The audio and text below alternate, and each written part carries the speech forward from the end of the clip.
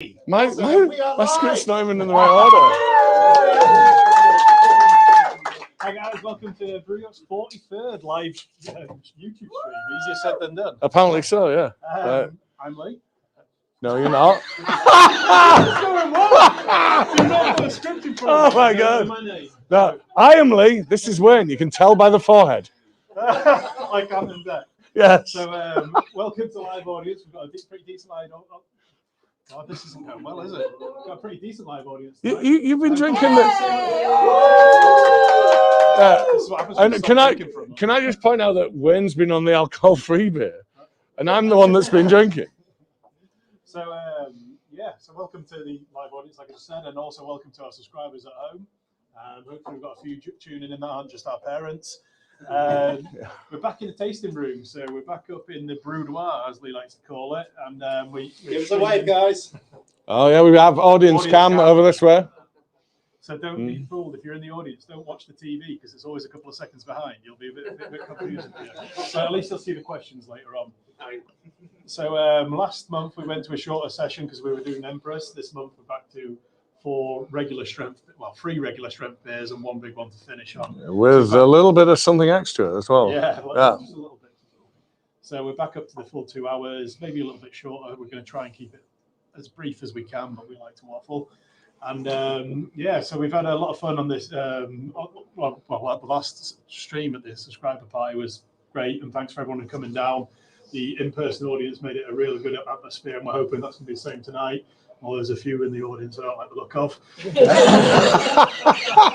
So we've got some extra guests on the stream tonight, so I'm going to jump off shortly, and we're going to welcome Will and Connor from Sureshot. They've joined us for a brew today. So we're going to get into the details of what we've brewed and when we're going to launch it, a little bit of background about Sureshot, and also Pete's probably going to have to tell us the name of the beer because we can't pronounce it.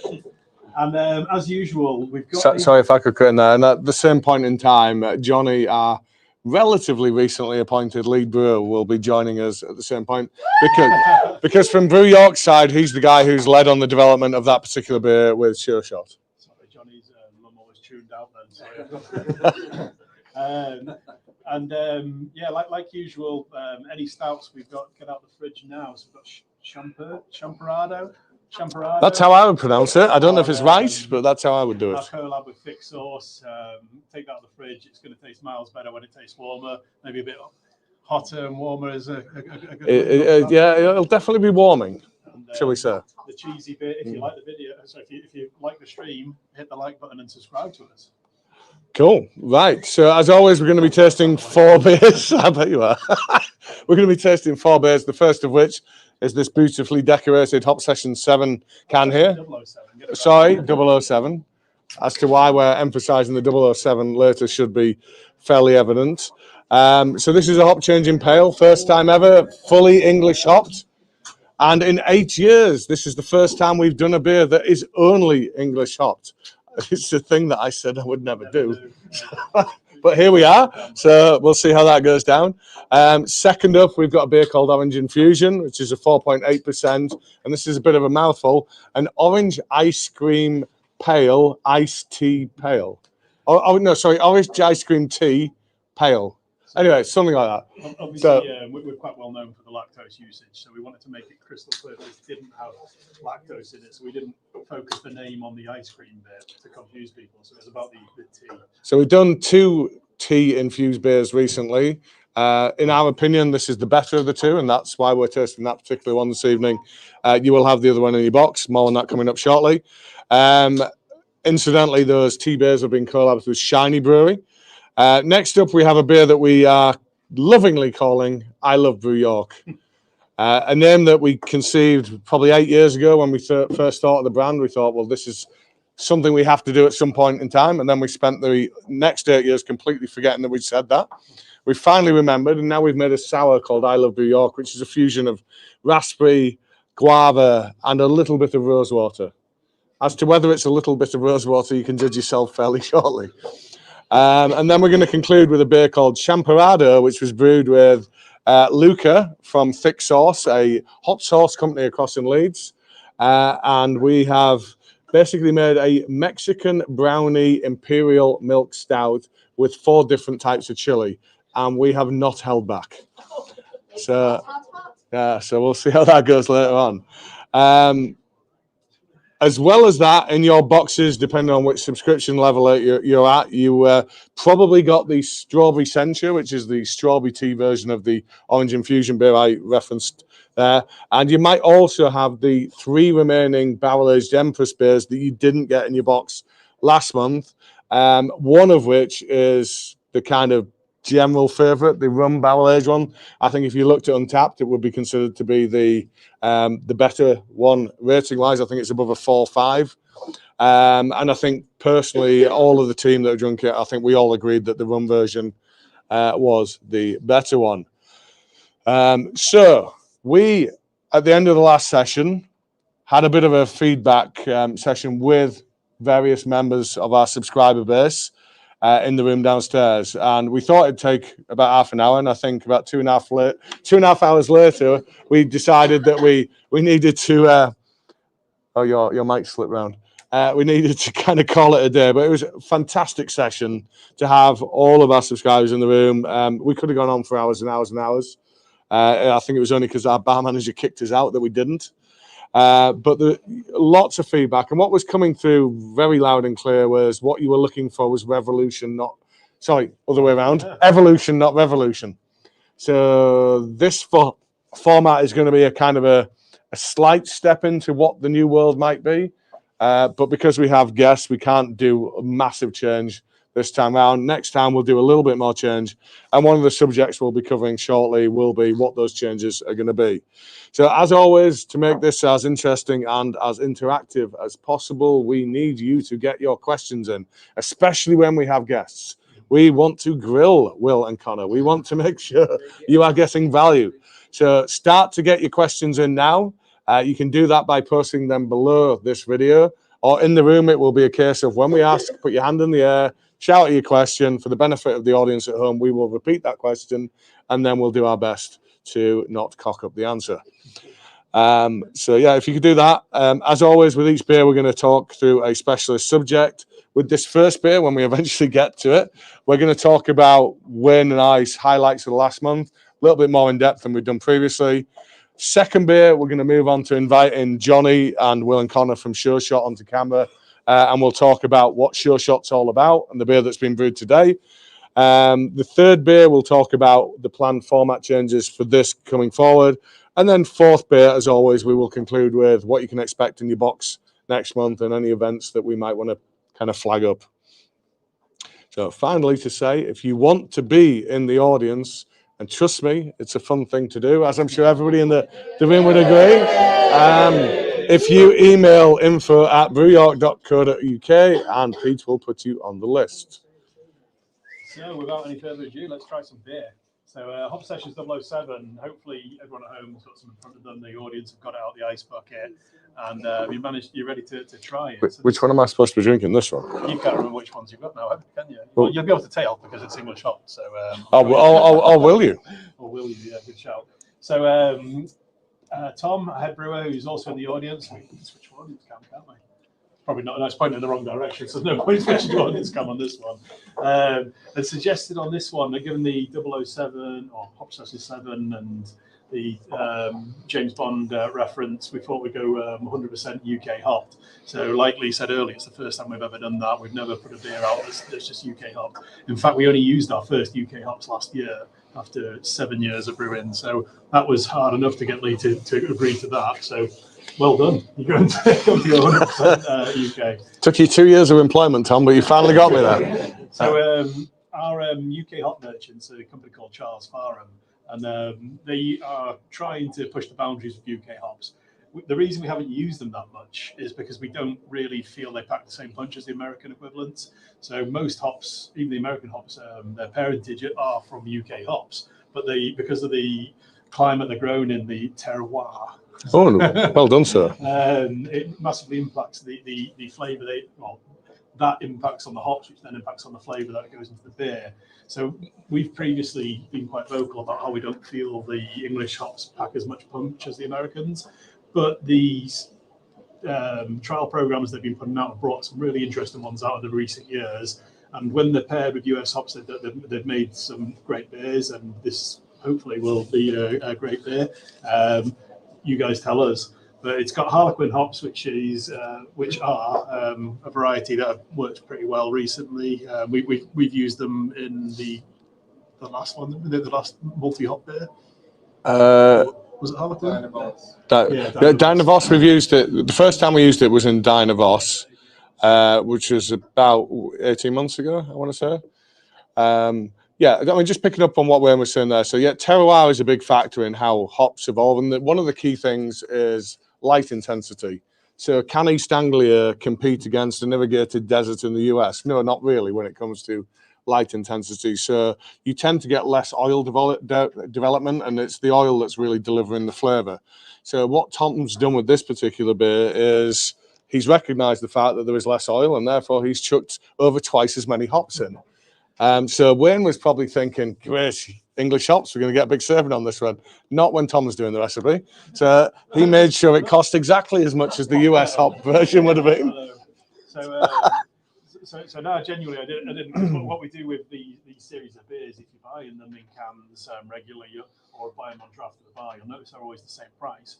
The reason they're the same price is because we sell the beer at the same price regardless of what it costs, because it's usually coming in very, very similar, because the malt base is exactly the same. The grist for the beer is the same every time we brew it. All we're doing is changing the hops.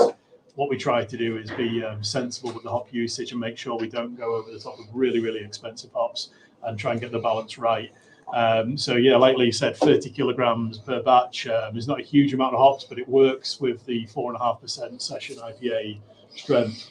This one's 70 kilograms of UK hops. Well done, Tom. And I taught you well. Yeah, exactly.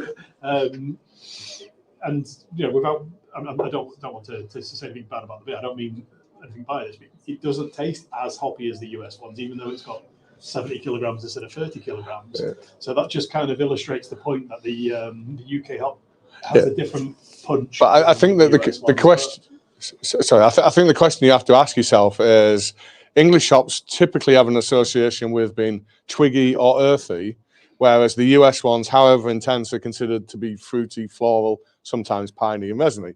So I'm drinking this and I'm thinking through. I am thinking through. It's not as intense as drinking a US hop beer, but it is definitely fruit forward. I'm not thinking of twig or earth. So I think their development program is definitely working, and they have started from a bit of a behind position. Because if we go back well in time, the UK was developing hops like this in the 1970s, and they selected against it. They decided this is not what we want English hops to be. And then for every period from the 1970s until about 2010, they made sure none of their hops came through with this kind of profile. And now what they're doing is they're going back to what they research and all the stuff that they parked in the 1970s, and they're going, do you know what? Having a thing that's kind of US reminiscent is maybe not that bad a thing. That's what seems to be selling right now. So now they're going back and they're bringing out things like your Harlequins and your Ernests and your Jesters and your Olicanas and things that do have this bolder profile, not bold in terms of the intensity that you expect with the US, but I think in time they could maybe get on a par with the kind of stuff you're getting out of New Zealand, which is that kind of middle ground. So one of the other things that happen with this beer, which is slightly different to the other batches we brewed a bit, is it's pushed on a little bit. So do you think it's 4.5%? Or is it maybe like 4%? No, it's 4.5% because we carefully control that bit. What we couldn't control was because of the sheer quantity of hop that we've used, it did lead to some extended fermentation, should we say, which meant that it's ended up finishing a little bit drier than we'd intended it to. Yeah, one of the things that in early days of dry hopping people didn't realise or wasn't well publicised was that something that people call hop creep now. And what that is it adds extra. The yeast continues to ferment beyond what you typically expect of the beer if it hadn't been dry hopped. Yeah. So you're getting a little bit more sugar converted into alcohol, which means there's less residual sweetness in the beer when it finishes. Shall I do my geeky bit? Do the geeky bit. Yeah. So basically what we're talking about here is don't chew it out. What's perhaps not so well known is hops themselves have a source of sugar. They have carbohydrate locked into them. And if you present them to certain types of yeast have the ability to cut that carbohydrate off the hop. and then free it up. So all of a sudden, there's more sugar that's becoming available to the yeast, and it can carry on fermenting and push the beer into a much drier direction than you might have originally intended, which is what has happened with this particular beer. But I don't think it's to the detriment of the beer. I think it's still a stand-up beer. I think it's still fruity, it's punchy. I don't think it's excessively dry, but the numbers that we got to would suggest it would be. So apologies if my audio at home has been a little bit muted. We ended up eating and having a beer before we went live instead of doing the mic check. So sorry about that. Hopefully it's this new mic's fix that. But, if not, I'll just keep whispering. Okay. So that's Hop Sessions 007. Do you know the thing I'm gutted about by this beer is because it's 007, quite clearly we were trying to ramp up the like James Bond reference. And Pete did a fantastic video kind of looking down the barrel of something with the beer there. And it was like the start of any James Bond film. But then he looked at the trademarks, and it turns out Sony actually have that down the barrel shot trademarked. So as good as that shot was that Pete did, we can't release it, which is very annoying. On the stream and show people it. Or maybe not. I don't know if Pete's equipped to be able to do that. Okay, so we'll move on from the beer. We'll get into this used to be highlights of last month. I think now it's going to be more of a synopsis of the interesting things that myself and Wayne have done in the last month. I prepped a list. What did you do? I prepped a lot, but I can't tell you about it. It's a redacted list, so I'm going to give you as much information as I can. Do you want to go first? Yeah, it's going to seem like I haven't done much, but it's been a bit of a crazy period since we were last on. There's been so much going on behind the scenes with our next steps in bar expansion project. Like I said, I can't tell you much about them at all because they're not at the stage where things could go wrong or not fall through, and so I'm not confident enough right now. I got a phone call last thing today, which means that on Monday morning I'm pretty sure we'll be in a position where I can talk about it. I just don't want to jinx it. So, there was a reasonable chance we were going to have some very big news to share with you today, but unfortunately we're about 24 to 72 hours too early to be able to do that. But it's really exciting, and it's if it goes the way we want, it's not one new bar, it's 3 new bars within the next. Oh, you're going that far? Well done. So, really excited about that, and it's obviously taken a lot of time. And then there's other bigger bar-related projects as well, which are more for 6 to 9 months that are progressing well. But again, nothing to a stage we can share beyond just saying that.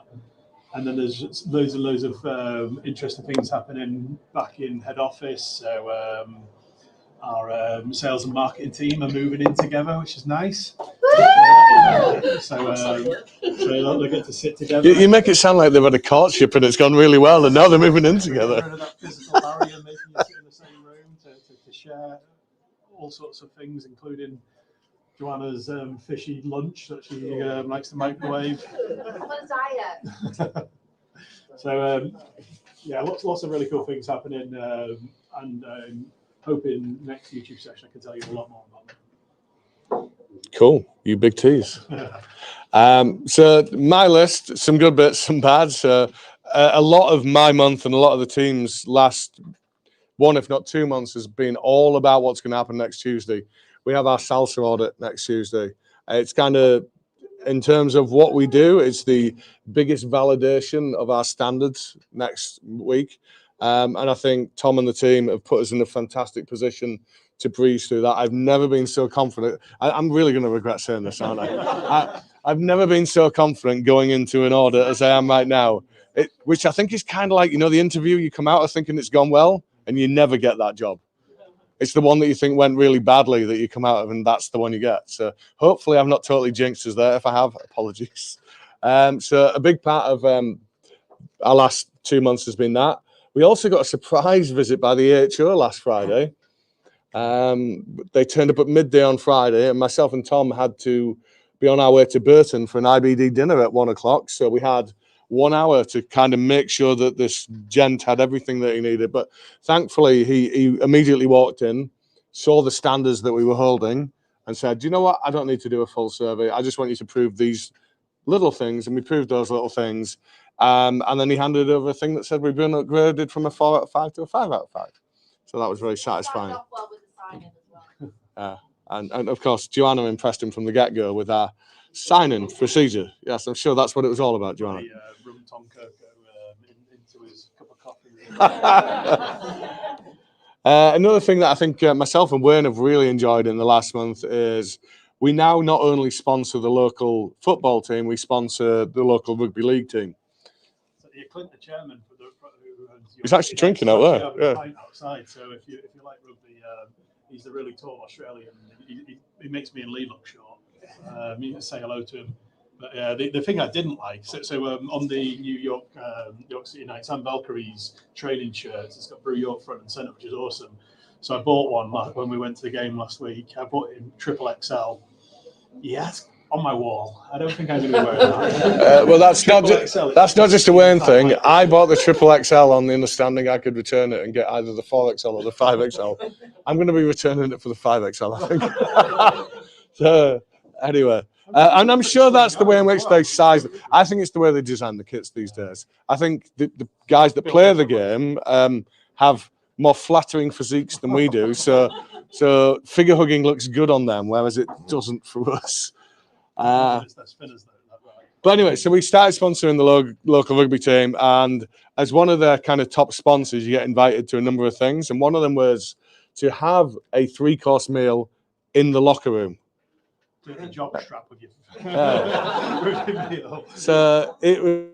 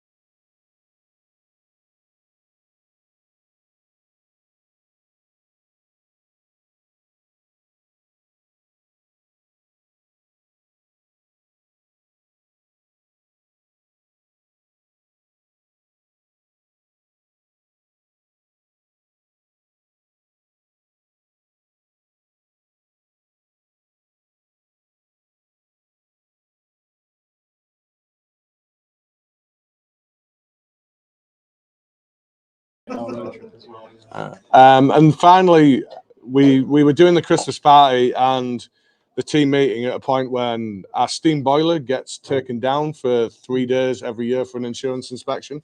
So we align these activities to that point in time. And another thing that we've opted to do annually at that same point in time is off-flavour training. So we as a team really enjoy this, and it's a bit of a weird thing to enjoy, because basically what you're doing is you're taking vials of things that could potentially be contaminating your beer, and you're drinking it in fairly strong concentrations to learn to identify these flavors. And some of these, I'm not going to give you the chemical names, but the descriptions of some of them are baby vomit, drain smell. Some of them they're really, really unattractive things. But I think as a team, we always get a lot out of that particular session, learning these off characteristics. Let me ask, which lager did you use for having the off Osprey. Is that what his insistence?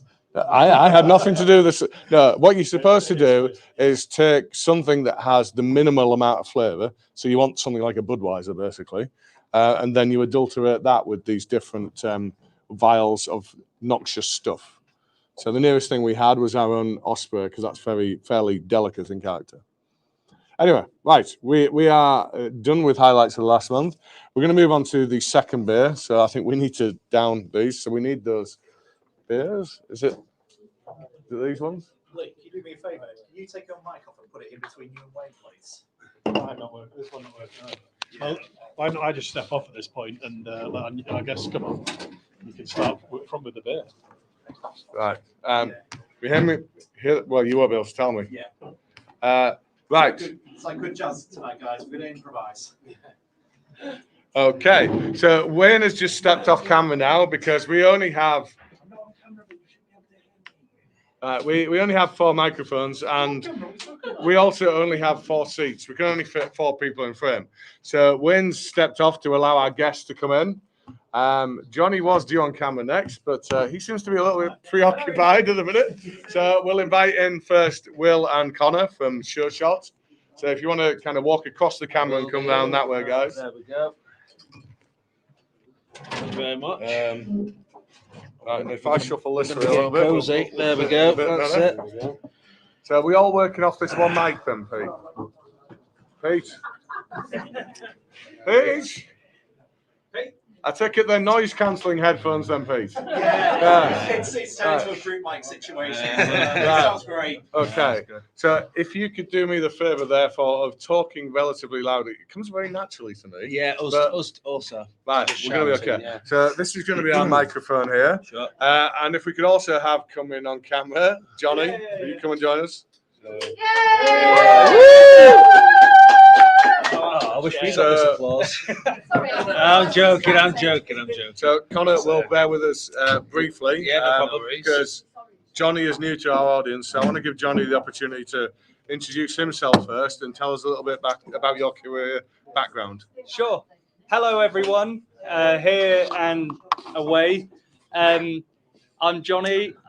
Fairly sure I got the job because I mentioned Slipknot in the interview, and I look a little bit like a younger Lee. I would hire you. People say. Thank you for not saying younger and slimmer. No, just younger. But yeah. So, like a lot of brewers, I did a degree that was a waste of time, and then drank too much for a while and started making my own beer. From there, I left the profession that I was in, which was web development, to work in a little micropub in Saltaire, the Cap and Collar, if anyone knows it. There was a slightly depressed looking blonde boy there serving you. That was probably me. And from there, I went into Oakham Brewery, where I was just washing casks from 5 in.the morning until sort of 2 in.the afternoon. But every now and then I got to do a dry hop, which was incredibly exciting. And it was always Citra. And from there, I started working at Three Hills, which was a silly little craft brewery in a village in Northamptonshire, out of the owner's mum's garage. Then I moved up north and was at Ilkley for a while, which was a great experience. There was only a couple of brewers there, so we had, I wouldn't call it freedom, but they didn't really know what was happening, so it kind of was. And then, I was down in London for a little while. I worked round the corner from Tom, the head brewer, who was at Partisan. I was at Three Hills site in Bermondsey. Tom's around the corner, and there was help and there was drinking, but I don't think we ever really crossed paths. We never drank. I think No. you came and borrowed a forklift. Yeah, it was usually if we needed a forklift that Tom would help. But from there, I was in London for a while. I was at Hackney Brewery with the lovely team there.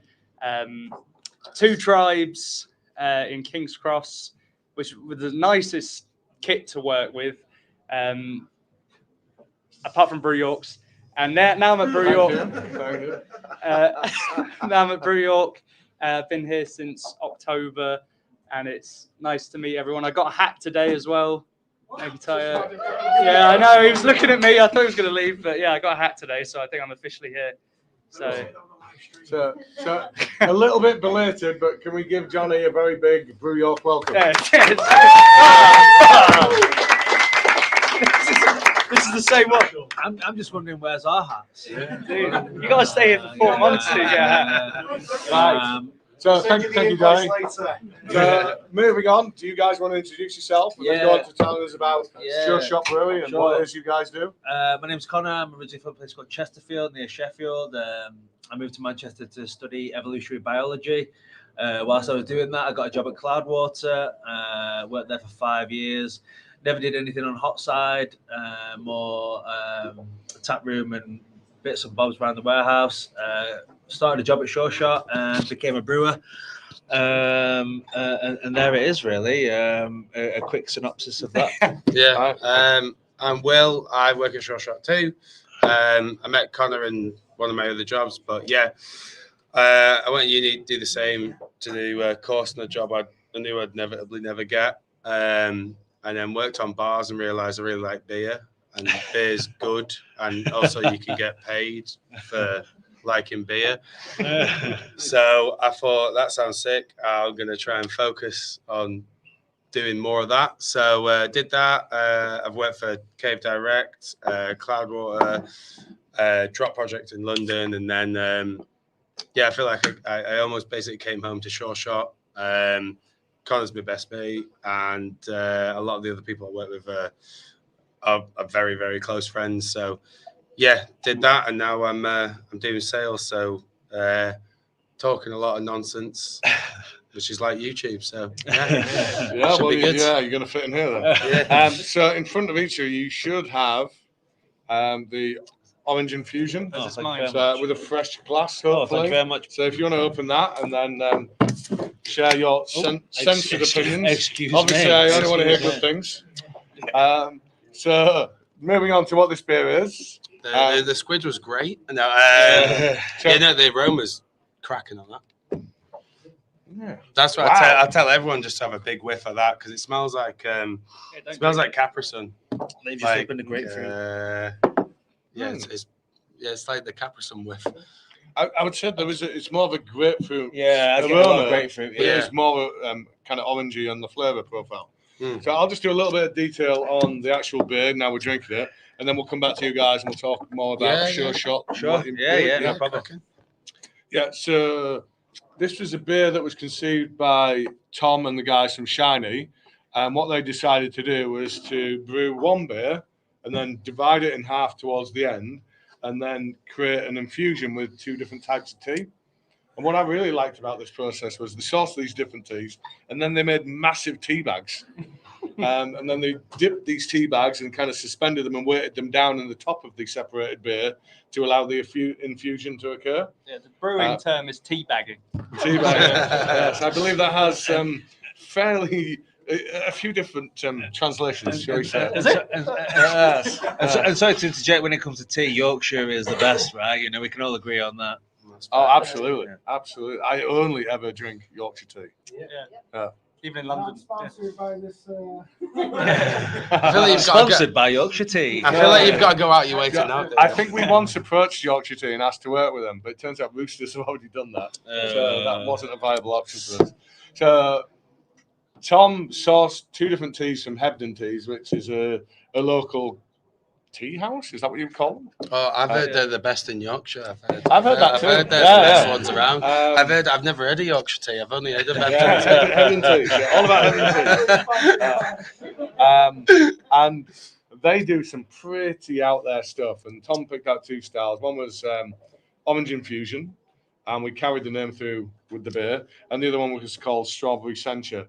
And this orange infusion has, I've got to look at the list here because it's quite an extensive list of things. Apple, Cape gooseberries. I mean, I know what a gooseberry is, but what's a Cape gooseberry? What's a Cape gooseberry? Gooseberry in disguise. Spearmint. The Keysby on the beach.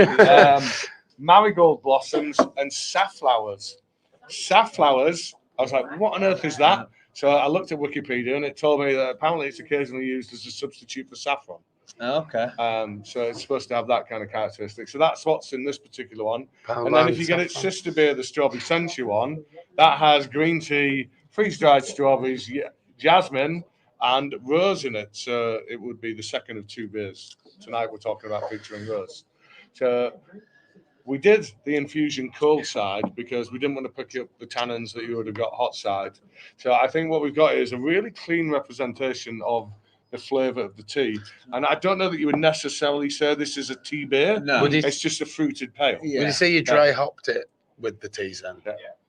Yeah, Cool. yeah. Dry tea. So dry tea, We kind yeah. of DT, dry yeah. dipped it. Yeah, dry dipped. Or as Johnny would like to say, Tea bagged bags. it. Dude, it's just the correct terminology. I think the grapefruit aroma is like really enticing and the thing that I get straight off the bat. And if you told me tea wasn't in it necessarily, Yeah, I wouldn't know. Oh, Yeah, you would know. yeah. But then when you say, you know, it kind of makes sense a little bit. But grapefruit is the first thing I You get all the most- aromatics, which is good. Can't argue with that. Yeah, Yeah, yeah. I'm definitely Punchy. getting grapefruit. Yeah. Yeah. Actually any tea in this one. This was a complete fruit blend, whereas the other one doesn't have tea. Oh, apparently there isn't actually any tea in here, so we are Women- quite women correct to not But pick it up on is a tea tea in this. nonetheless. So how is it called a tea bag if it doesn't have tea in it? It's a bag. It was like, What are you talking about, Lee? It's not YouTube ready, you know. You get demonetized. This is Hebden teas, so therefore it's a tea. it's It has to be a tea, doesn't it? Surely. But you every morning have a fruit tea, which has Right, it doesn't have any caffeine in it. Sure. Right. But there's So no you can call grapefruit in something a fruit tea, but it doesn't actually have to have tea in. There's no grapefruit in right. the side of it. There's no. Every day's a school day. No. I can't believe how much grapefruit is on the aroma and yet no grapefruit. This is probably one of the most grapefruity things I've Yeah, this is incredibly like. Yeah. It's also like super floral, but you get like, you don't get the aggressiveness when you add pure fruit to a beer, where it can almost be sharp and sour. Yeah, it can drag on your, well, almost on your throat sometimes, where you go, oh, bloody hell, that's got all of that in it.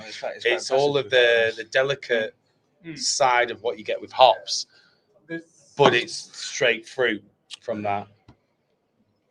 It's the third time that we've done a tea beer, isn't it?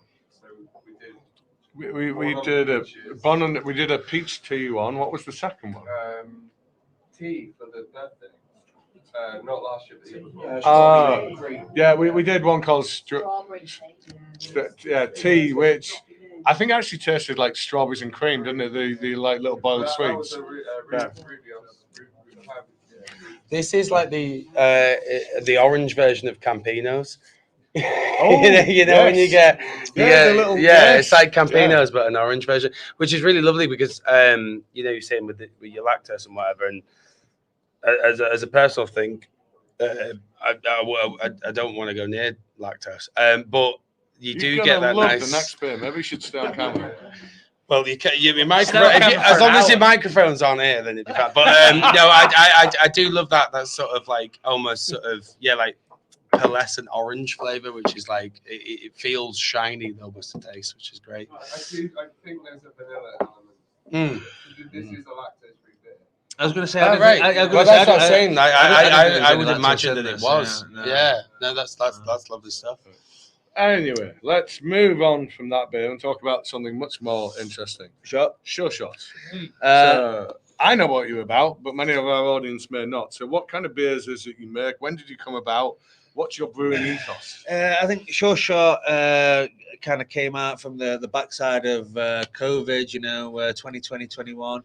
I think with the team that work there and own the business, they've got a big emphasis on essentially hazy pales, New England style IPAs, big focus on hops, producing good, clean beers. Essentially a hop forward brewery. I know that might not sound very specific. Sounds crazy for Manchester. But yeah, we kind of basically there was. I feel personally Manchester's easily one of the best brewing cities in Europe. You try and walk around. I mean, I'll challenge you, white roses to my red rose, but you go around Europe and try and find that many good breweries in one site. It's very difficult. There's literally 4 or 5 breweries within a half a square mile radius, and then within a mile radius there's probably 8 or 9, and some of those breweries we're affiliated with and surrounded by are very well recognised and appreciated. So we came out of a lot of that the owner James Campbell, who was one of the founders / basically, if you know what Marble is, there's a brewery. He was a major player in that. Went on, did a lot of other things. He's been in the beer scene for nearly as long as we're alive. And then we're getting sacked when we go back. Oh no, I mean he knows he's old. Don't you worry about it. We're definitely getting sacked now. Oh, I know he is. I know he's very well aware of the place where he stands. Where he's like he literally just won last Monday like a lifetime achievement award. So it's been incredibly. Pretty old. Yeah, exactly. Yeah, right. I'm gonna step away from this conversation. There must be a feeling where you can't continue to be like I'm a young'un if you've won a lifetime achievement. No matter how old you are, there has to be that. But yeah, basically we came out of Connor wanted to start a new gaff. Me and Connor used to work at Cloudwater. James was one of the founders there. And there was just a feeling of like the scene in Manchester, like I say, is really, really strong. But we just wanted to come in and be like, it's just beer.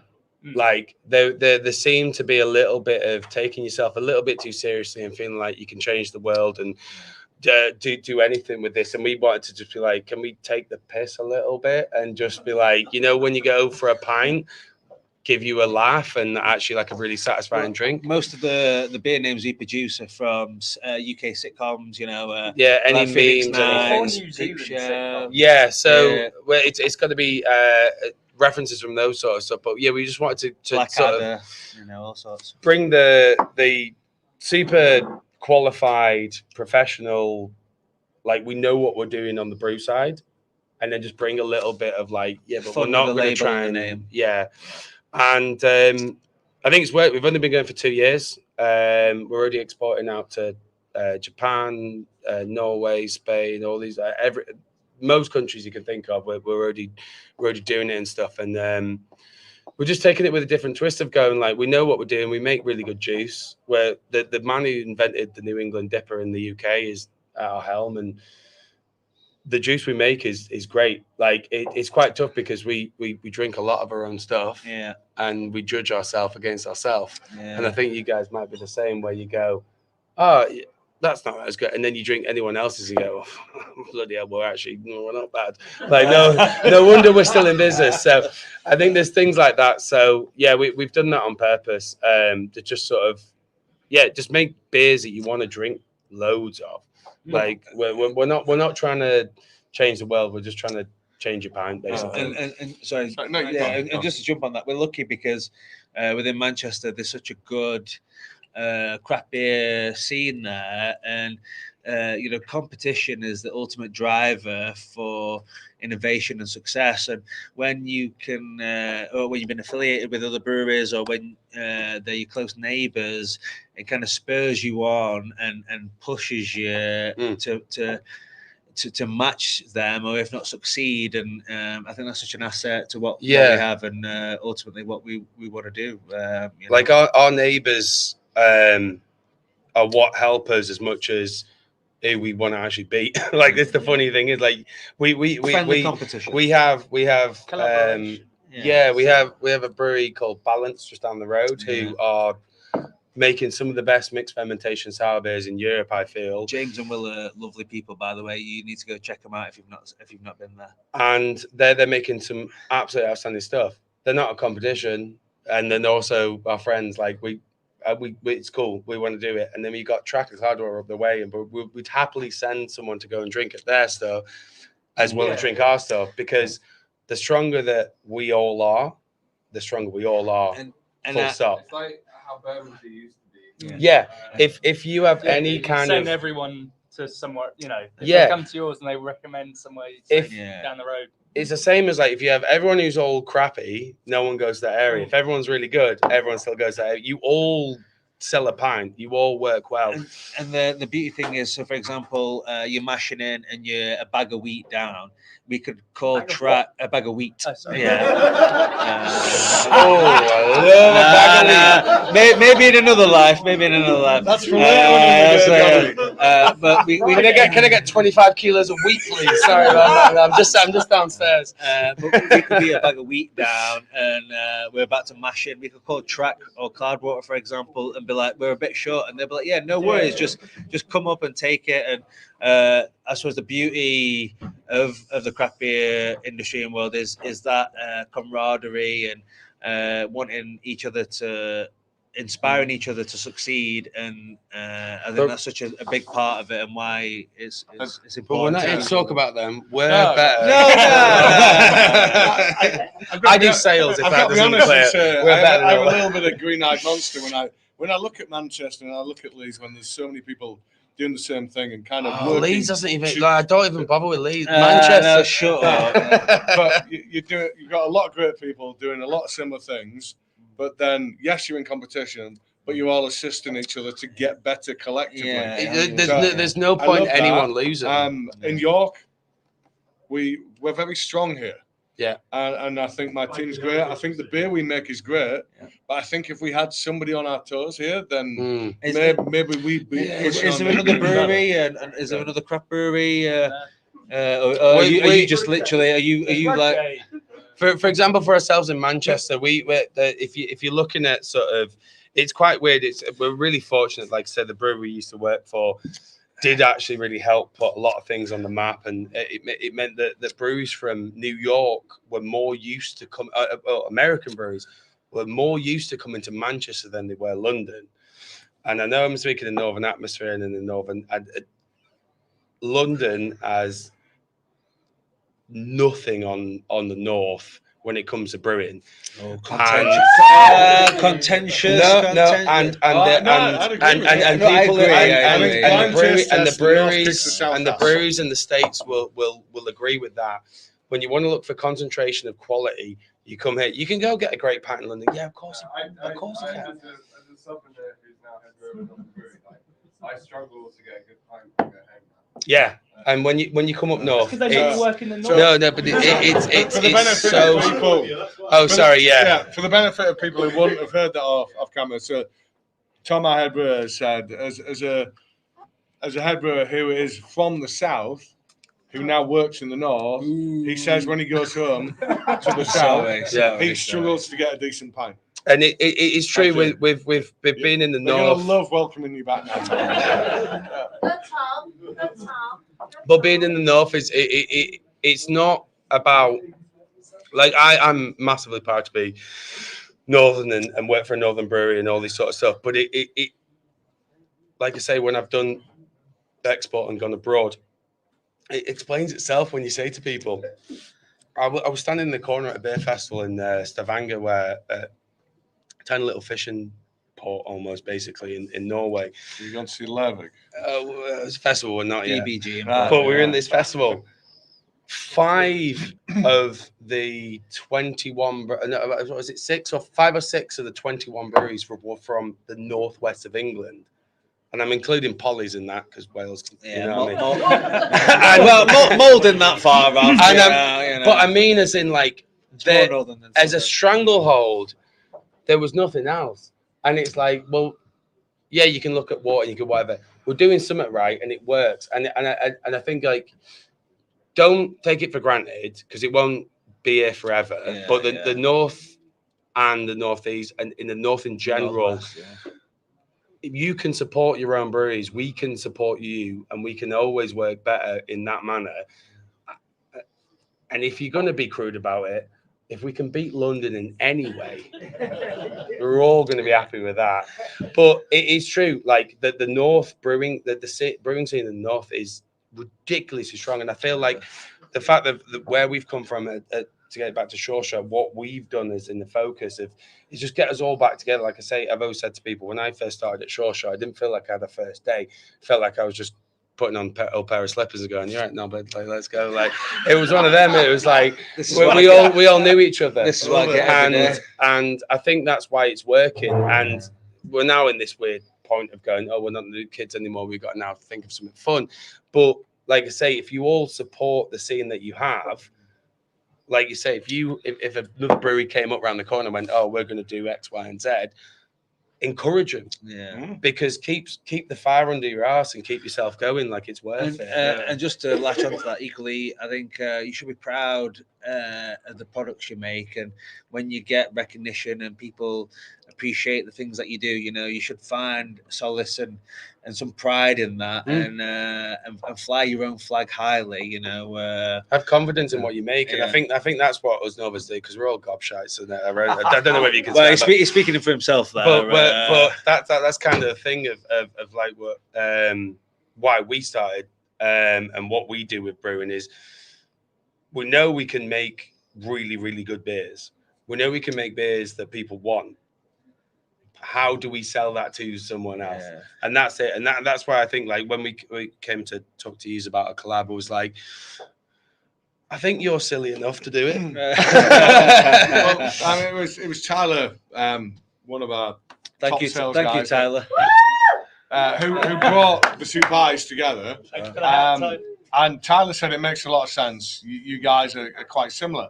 And it's only since you guys have been here today that I really am getting the appreciation of how similar we are. And I thought the intro that you did was fantastic. When you basically said everything that I say about beer, which is, I am here to sell you something that hopefully brings you enjoyment. I am not here to tell you how to live your life. I am not here to tell you how to vote. That is not my role. Our role is to bring you some enjoyment that takes you away from all the rest of that crap. So I also can I also say really appreciate how good all of the guys at Brew York have been today.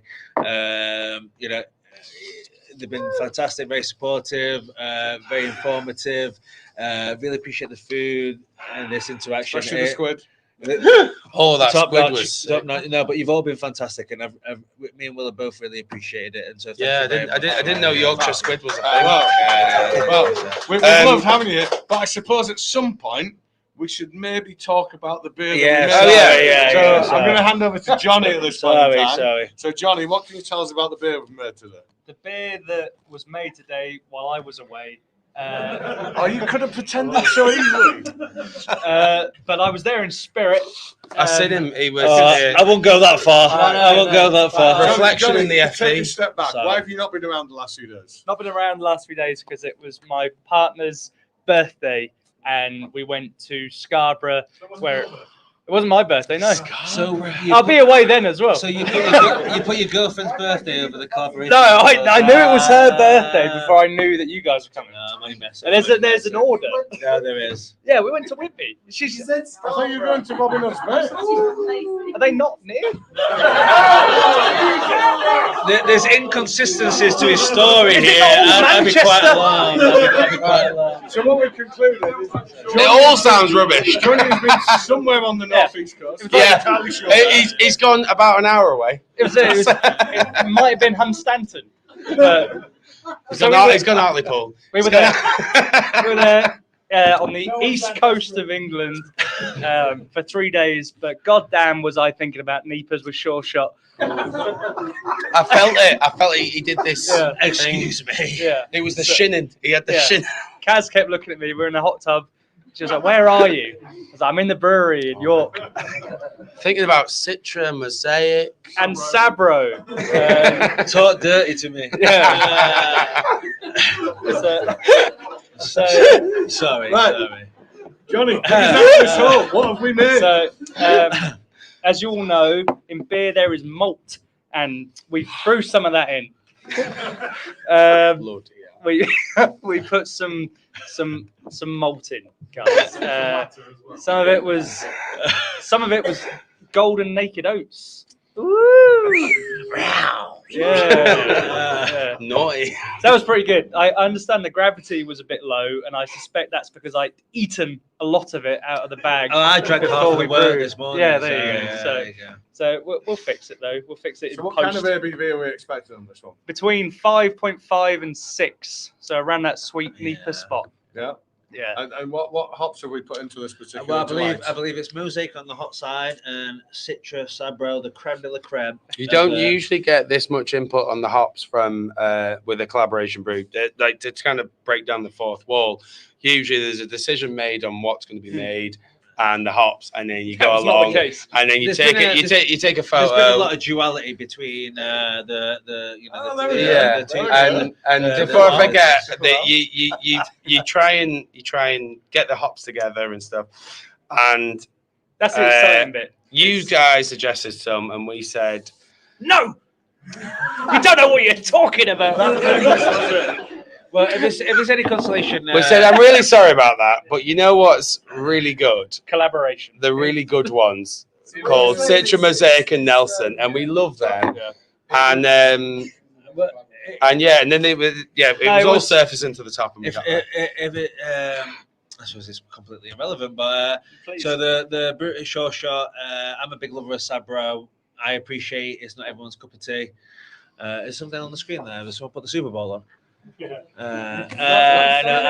Like 24 to 48 hours from the two of them. I know Just patch your own Sabro's not talking everyone's cup of tea, but See, I love yeah, Sabro, so do I. So do I I. like Sabro. Yeah, I And, love it. It's really Bunch good. of Sabros here. and when I was talking to James Campbell That's good. and Sean, who make the recipes, they were not interested. No. But Stop a short saying shot, that, the brewers get to devise their own recipes, and so essentially the things that the you know the general manager and whatnot don't want to do, you have the ability to do. And so my recipe was a New England style IPA with Citra and Sabro, and it's all really well and got high acclaim. And so Annoyingly good. yeah, We all wanted it to fail because we all like him as a human, but we also really wanted it to not be great. And the funny thing is, And it was actually really good. Yeah, I'd happily make no sales if that. I'm not gloating. They put my face on the can, which was awful for sales. And that's all we play. If anything's not sold, that's the biggest blame. Is what we've done. But Is say the best part gas on about it is my mum found out and she was like, "I'd love to get that can with your face on." I want to drink a can of you, son. That'd be lovely. No, we won't go that. But the beer turned out well. I feel like so, you're missing in That's it. all kinds of weird. yeah, and so Yeah. I'm glad we used Sabro on this brew, and I look forward to trying it. Yeah, the fact that Sabro came in was really important because it is a hop that when it first came out, people really messed. It was like people finding out about Sriracha. but like habanero and going, you know what, you should put loads of habanero in everything, it'd be dead good. And you go, it's well too spicy. And you go, yeah, but everyone's using it in everything. And you go, no, but it's too much. It's way too much. And then a year later, everyone goes, I hate habaneros too much. It's kind of so like Citra. If you were describing that hop, you would say intensity-wise, it's 5 out of 5. Yeah, But it has a character that everybody loves. sure. Whereas Sabro, intensity-wise, is a 5 out of 5. But it has a characteristic that not everybody loves. Yeah. So if you use it in a more sparingly way, Yeah. as a more of a background, almost like seasoning type note, Sure. then it can work really well. But for most people, if you're using it beyond that 20%, it's just too goddamn Well, much. luckily, I believe the split is 80% Citra and 20% Sabro. So, Johnny, you were there at the brew. What was it? I wasn't there on the brew. I was on holiday. Oh, Johnny, it's fine. It's all dry. it's all good. But yeah, It went really well. so for us next at Sureshot, after we wake up with a hangover tomorrow in York on a Saturday and try and make ourselves way through the crowds of York. Going forward, it's quite an odd question of what next for Sureshot apart from cask. Well, we're going to do cask, but we're also just going to try and stay in business.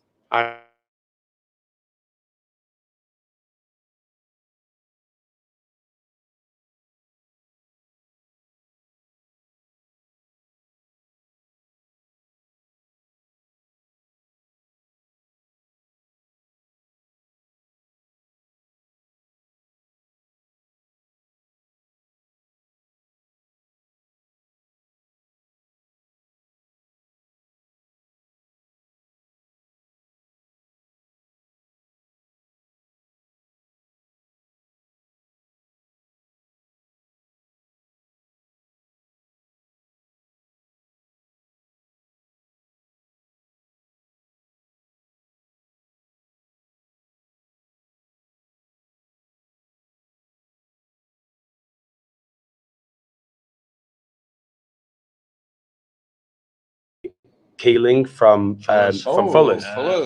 So Jesus, God. John and James love each other. It was incredible, and but it got so many people just. Well, we canned a lot of it, and Yeah, you try and give a camera member a can, they might never come back again. There's a high So probability. the next time when we make it, yeah, thank you. She's not dead, but the next time we come, we're gonna look into like doing the trad styles, which I think we really succeed in. Like we've got a beer on tonight here, an oatmeal porter that try it. It's absolutely it's in my top 3 of all the beers I've ever produced. We make employees to go try it. Very good juice, and we're trying to compete with all the big dogs, Events, Days, whatever. But when it comes to actually like the trad, the stuff that we actually want to drink, we make it really good. So if it was my business, I'd open a cask brewery, but it's not. Thank God. But you've seen him, so he doesn't need a business. But so that's the sort of thing for us. Sorry. What are the meaderies like in Manchester? Oh, I've heard of a really good one. So I need to reiterate the question. So Wayne off camera has just asked about meaderies in Manchester. Oh yeah, what are they like? Are they really good? You put me on the spot here. Private tours. Are they really sweet and strong like the American ones? Well, just to give context here, I brew beer for Sureshot, but I have my own meadery, and I make high finishing gravity, aka sweet meads. Like the US guys, like the things that give you diabetes. Like Don't compare them to the Viking stuff. We did a festival last year, and it was all these like Viking cosplay guys going, "Would you like to try my raspberry?" No, it's not that. Here's a like 12%, 13%. Proper blow your socks off. What you got? I know York as a big. But because they're so sweet, you've no idea how strong they are. Yeah. Right. You know, it's like and he doesn't need to wear armor to they're not very existent, but I'd love to show you around mine if you're ever around. It's just at the back. You're in the arsehole of the brewery, so. But yeah. You're on my arsehole. No, Will. But yeah, I don't know what else to say about Sureshot. But yeah, we just make really good juice. There's good people that work there. We've got our hearts in the right place, and we want to make the best thing we can. And I think ultimately, you know, if your heart's in the right place and you want to do the best you can, then that's also the main aim. The reason why we did collab with you is like we knew you were sound, and I know it sounds really twatty, but we've tried to not be we've tried to be not like we've collabed with a lot of different people in our first year, and we were really fortunate that we've already got 2 Dare and Vent collabs, for example, under our belts. Like you'd see them as those ones. I got a collaboration with a brewery in LA and Stephen Ogg, the actor who played Trevor in GTA, if you know him or no shit. Whatever. Yeah, literally the guy from GTA. Yeah, he kept coming into our brewery. He really wanted to make a West Coast, and I was like, I love you, let's do this, that's cool. He is him in real life. Living embodiment. He's amazing, super nice guy. But he was like just like I am officially goddamn old. An actor from a computer game. The biggest set on the guitar, right? I used to play GTA like Vice City. But GTA 5 is the biggest. I don't know of an actor from it. No, the GTA and Walking Dead and I did watch Better Call Saul, so maybe I've seen this guy. He's legitimate. He's in. We can all have it off camera. His emails. Carry on. No, I'm not getting his emails. I'll give you mine though. No. We need to wrap this up. Wayne needs to get back on camera. Oh, sorry. Johnny, you're briefly staying on camera because I need to go to the loo. Wayne's getting jealous. As your stunt double. Yeah, thank you very much, guys. Thank you. So if you come out this way.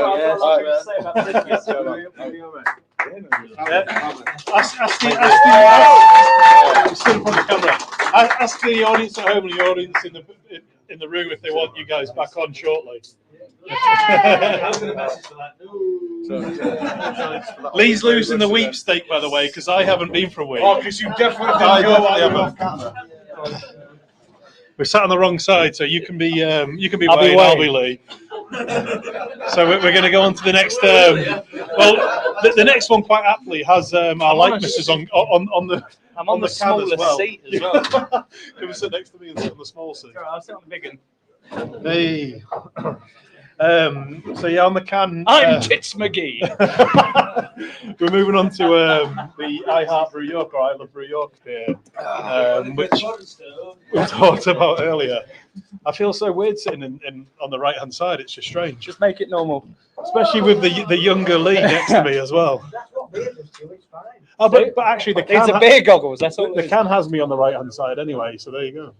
Perfect. So welcome, viewers. Is that me? It's you, apparently. So welcome back for the 4.8% Valentine's Sour. So I'm joined by my my other half, Johnny, on camera. We've been in this game a long time now. So for everyone at home and everyone in the audience, this is a sour. So if you like sour beers, good news. If you don't, See you try next it. week. Try it, you may like it. I mean, I always remember having rose water perfume drinks when I was at drinks. When you used to try and impress me. Yeah, exactly, when I was younger. But I don't know about that now. So can I grab some? I'll grab some glasses. It's me then. Say something entertaining while I'm off camera. Oh, Brew York, eh? It's kind of like we haven't prepped this very well, have we? That's Everyone my- just literally left screen and then we're kind of My script. winging it now. So besides the fact that it's a kettle sour, what else can you tell me about I Heart Brew York? There's probably, Loads. there's probably not one. Nice tart raspberry followed by a soft guava with a rose finish. Do you hear that? That's the brew god speaking. It's got a nice tart raspberry. What else was that? Brew Soft god guava and soft guava, with a rose finish. followed by a rose finish. So for people who've got the can in front of them, which is hopefully everybody, what do you think about the new I Heart Brew York t-shirts? How do I look? Should we get the pre-orders in? Yay! Get the right sizes in so that we can start that out. So Lee's almost back. I'm just going to change my t-shirt. Lee to my Senior, Slipknot number. Lee Senior's coming back now. So Thank you, much more attractive and skinnier stunt double. Right, Jesus, which one am I drinking? well, I know that one. Oh wow, yeah, I definitely get the rose water. I've not tried this bit, but yeah, I'm guessing. Can you stand to the front? I only did one can initially. So yeah, like I say, Valentine's Day sour. So we haven't brought a sour out since everyone's favourite Heist's Bananas. Smells like roses this one, man. And then we decided that when we brought the next sour out, we're going to try and tie it in with Valentine's Day. So we want it to be pinky. Is the right the right colour? I want it to be a little bit of a tie into Valentine's. The name we talked about earlier, we said about the fact that we wanted to use this name for a long time, and it's the first time we've got an opportunity to. What we didn't say is that we actually came up with another name. We got all the way to the first brand in pass, and then someone reminded us. Was it just in the audience reminded or said, "What about I Heart Brew York?" Well, yeah, we've always wanted to do that name. Come on, and then we had to pull the plug on the previous name. I mean, the original name was Roses Are Red, which, if we're all honest, was pretty shit. Was it your idea? Was it your idea, Pete? That was Pete's idea. Sorry, Pete. It was. But yeah, the I Heart Brew York thing, which is going to have some pretty cool knock-on merchandise and some good opportunities there. Besides t-shirts, let us know what else you want an I Heart Brew York on. Phone cases, whatever. It's going to be like a mobile market stand with like flip-flops and phone cases. Everything. Pink shirt. Yeah. I'd go for that. Yeah. Anything but black. Well, that's what we'll have to do because the natural I thing had a would pink be. t-shirt on yesterday. I'll have you know. Yeah. Well, the I have occasionally started wearing colours other than black. The last time I saw you in a white t-shirt was York Press, and that was last week. apparently, because they like to use it all the time. You did look about 6 years younger. Yeah, well, I hear White's really slimming. Yeah, apparently. It looks it. And yeah, we definitely didn't spill much beer on the white t-shirts when we had them. So yeah, back onto the beer itself. What else is Rosewater used in? Is it Turkish Delight? Oh yeah, which again is another device. I absolutely love it because my grandfather loved Turkish Delight, so I got introduced to it at a young age. Fries Turkish Delight. I love that, but I kind of get why a lot of people don't, because it is kind of an intense flavour, which is why I thought we'd kind of been a little bit conservative. It's super Rosewater. But now I'm drinking this and I'm thinking, it ain't that subtle. It reminds me a little bit of Love Hearts. Exactly, Love Hearts. It reminds me of Love Hearts, the little sherbety sweets with the messages on them. We'll have to come up with some messages to put on the bottom of cans. But yeah, it's sour, fruity, and definitely rosewater. Yeah, you're struggling on this one, aren't you, Ed? No, I'm glad. Well, nothing more to say. Yeah, I said a lot before you came. I said a lot with Lee Jr. before. Well, I think given that is about as much as we can say about this beer, we haven't done questions yet, Pete. And now I see you're hungrily tucking into that food. It would be a perfect time for you to try and put some questions up. So given Pete wasn't quite ready, anybody in the room got a question? Don't worry, we'll get the Sureshot guys back on for some questions in a bit. Hey, would you like some questions? Yes. Here's a question from Adam Davison. Any bar updates? Yes, next month. Yeah, things have gone really well. We would hope to have them open for Easter, which is a big commitment. So I'll tell you more and more about what that next month. But yeah, that's the aspiration. Yeah, we hope to be able to update you next week rather. There isn't going to be a YouTube then, so you're going to have to check our socials. So there, in all likelihood, will be some form of press release and social media update next week. Are they on a train or a bus route from York? You'll have to wait and see, Joanna. Guys, we have some bad news. We have 6 more questions, but they're all for the guys at Sureshot. That's fine. They're just getting pissed at the bar. They will be back. Topping up, I think. Oh, we have a question in the room. The Sureshot guys talked about community and with craft brewers and how they got this little thing going locally. Yes. Which craft brewery would you love to see open in York? Which craft brewery would I love to see? So, am I taking one and... Sorry, I'll reiterate the question first. Which craft brewery would we love to see open in York because of the sense of community? Am I taking an existing one and moving it to York? Or am I talking about the type of brewery we would like to see open up here? An existing one. And so we're moving an existing one to York. Right, I want Colonel on my doorstep. One of the things is if it was a choice, then you think about how you could work so well better together. The guys from Sureshot, sorry, it's weird to look at the camera instead of looking straight directly to you when I'm answering.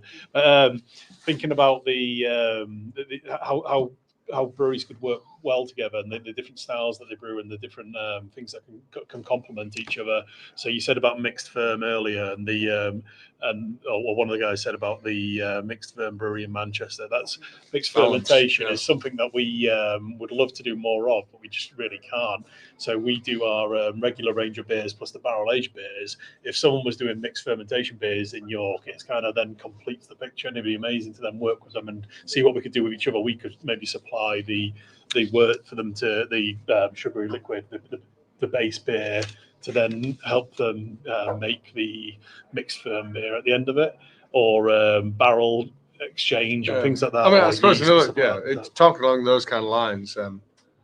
I've really got on with and enjoyed spending time with the guys from Pastore. So I kind of think if we could move them here and they did all that kind of bit and we did the more sensible kind of bit, then yeah. And then looking at the breweries that we really get on well with, who are all coming to our birthday, there's just so much overlap with what we do that would I want them in the same city as those? I don't know, because it'd be so much harder for us to do what we do.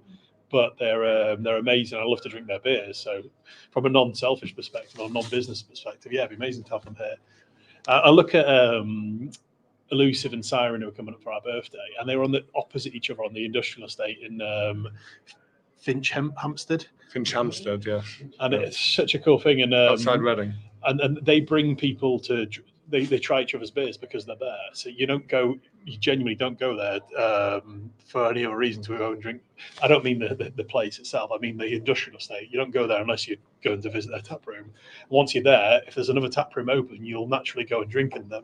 And they both bring business to each other from having that. So if another brewery opened up in Oswaldwick and they had a tap room as well, it'd be great for our business because they bring even more people out, and we'd all bounce off each other. And there's things we've tried to do in the past because House of Trembling Madness, very renowned, nationally renowned pub that we have in the centre of York, is now a very well-regarded national distribution business. And they have their distribution warehouse about a 2-minute walk from our factory. So when we've done our birthday things, we're like, you should open up. You should just do some can pours or something. It would be really, really cool. Get off the bus, have a couple of beers there, then come up to the birthday party. It'd be amazing, wouldn't it? As long as you come to the birthday party. But yeah, there's so much. But we're fortunate in a way, and I can't believe that we are still in this position because York is a very small, distant city, but it's also quite well populated. It's well renowned for being a big drinking city. There's pubs for every day of the week and all the rest of it. But there still isn't another brewery in the city walls. So that's kind of like, we've grown out of the city walls and we still brew here, but our main production now outside the city walls. I'd have thought more would have cropped up in the 8 years we've been doing this now. And so there's obviously a lot on the outskirts of York, which is great as well, because we all help each other out and try and share malt, hops, and the rest of it. But we've been fortunate in some ways of having the city itself to our brewing self, but also unfortunate in other ways. And you look at what the guys from Sureshot said, how much you can bounce off each other and help each other and keep each other at the top of your game. You don't train if you're a boxer with the worst boxer, do you? You train with the best you can to keep yourselves at the best of your game. You spar with the best there is. You learn off each other and you help each other. So it'd be amazing to have more. And I think that's why Manchester thrives. That's why Leeds thrives. And I absolutely don't want to disparage any local competition or anything, but I would love to have something on a more competitive kind of scale and nurture like Leeds and Manchester have, to drive us on and to drive whoever they are on.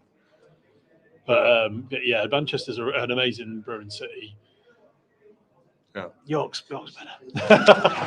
Sorry, actually, no, I'm only joking. Obviously, there's 100 breweries there. I don't think we can win the York versus Manchester battle. We can try. I think we need to sidestep into the North versus the South battle, which we tried to do earlier. I was more thinking of the Yorkshire Battle of the War of the Roses. Yeah. I don't know if we're going to win. So do we have any more questions, though? Is it all entirely Sureshot directed? Actually, couldn't for you and Wayne. So, one from our good mate Pete Riley. Has Lee moved into his new house yet? No. Yeah, you just did that to him. No, Lee has not moved into his new house yet. Because I know why Pete's asking, because I told him he could come and stay with us at the birthday party. Pete, that I will be in the house by then, so you and Kerry are still coming to stay with me. That's fine. Yeah. Any other subscribers want to stay with Lee? Just drop him a message. Need any carpets? Yeah. Possibly. I've never bought a house before, and everybody tells you it's one of the 7th worst things you can do in terms of stress. I was like, well, how can it be? It's like, now I know. Now I know. Yeah. Anything that could be simple, somehow they turn into a difficult thing. So yeah, it's been in the hands of the solicitors for quite a while. Every time we've been asked to do something, we've done it instantly. But there's only 3 houses in our chain, and the one at the top of the chain thought it would be appropriate to wait 2 months before even starting their searches. It's like, well, that's just a dick move, isn't it? I mean, why would you do that? Yeah. Why are you committing to move house if you don't actually want to move house? But anyway, so yeah, things are moving on, Pete, and I and my stir crazy going wife would hopefully be moving soon. Who's obviously not tuned in tonight. Yeah, she'll remind me about that comment. I'll know what point she watched to. If she reminds me about that comment. Yeah, she pulls you up on it. Yeah, hopefully soon. Hey, here's a quick question. One from our good mate Dan Sawyer.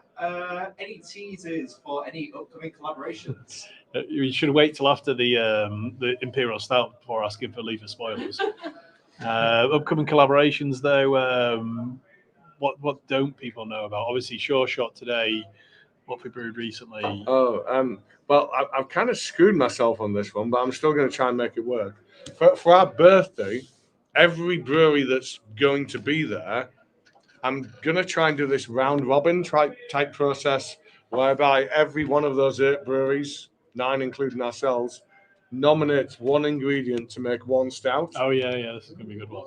So basically, but I've left it until 2 weeks before we need to brew it. And we need replies out of people. And us brewers are really, really bad at replying to stuff, as I'm sure you can testify to. Yeah, hopefully I've got a few phone numbers so I can just get them immediately. And the other cool thing we're going to try and do this year, which we haven't really done much of in the past, now that we've moved the last 2 years when the birthday bash has been held in Oswaldwick, the usual busy venue, which is our beer hall and tap room, has been forgotten about. So this year we've tasked the guys with the team here with doing something really cool to lure you all back here or to start here. So we're going to try and get some dedicated guest lines pouring, something really cool for the birthday. So we haven't got the real meat on the bones yet, but there's going to be a lot of interesting commitment from the in terms of our guest lines in the beer hall and tap room. So there'll be something to make you want to come here that you won't normally get. What that is, we'll probably tell you on the next feed. But at least Will's back, so Will can come and answer some questions. Yeah, well, I volunteer. Yeah, the reason I ducked off camera was Will and Connor just returned to the room. So given the Tyler majority taking you for shots. So, given a lot of our questions were for Sureshot, would you mind coming back on the camera and we'll see how you go? So I'll move into the centre. You can sit on this one. You can save your seat here. Have you not got a beer? No, I haven't got a beer either. Right. There's one. Well, I've got my reserve pint. Oh fuck! Excuse me, French. If you get the that's the one behind. Oh no, we could just move on to number 4 because we're 7 minutes early. Let's build up the heat because I've got no chaser to go with that. Bring that one over. Quick question. So Quick audience question. Yet? Oh, for me. We're having a can each. Apparently. So, Alan, repeat, please. Any news on 100% pay rise? Any news on 100% pay rise, which was a ESB that we did 2 years ago? No, as a tribute to my late father. Yeah, I appreciate you asking, Alan. Thank you. No imminent return. We are doing ever more traditional stuff. ESB keeps coming up in the conversation. So I would like to hope that there is going to be one at some point. I don't know if it'll be that one, but I would hope at some point there will be one. Right, Pete, sir, can we have some questions for Sureshot, please? You sure can. Hey! Shoot one at him. Right on. So here's one from Alan. Question for Sureshot. How do you improve on what was a fantastic 2023 for you? Also, how mad are the names of your beers? Did you have a mic on at that point, or do we need to repeat that? No, but I've said that pretty loud. It's also on the screen. Right, if it's on the screen, we're cool. Right. How do we improve on last year? Well, it is quite weird. Like I was saying to a couple of yous, like outside looking in, it seemed like, oh, this brewery's come out of nowhere. They're doing massive things and whatever. We're still tiny.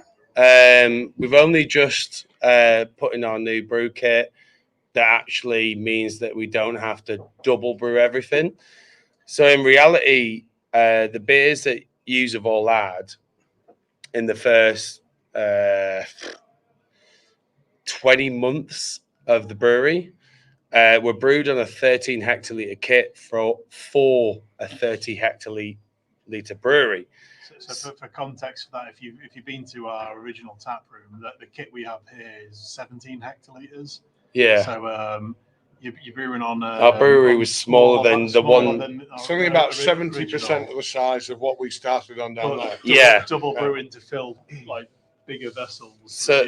So we've been tiny, and that brew kit was now is 9 years old, and that was Track's original brew kit, and that's their original brew space is what we moved into.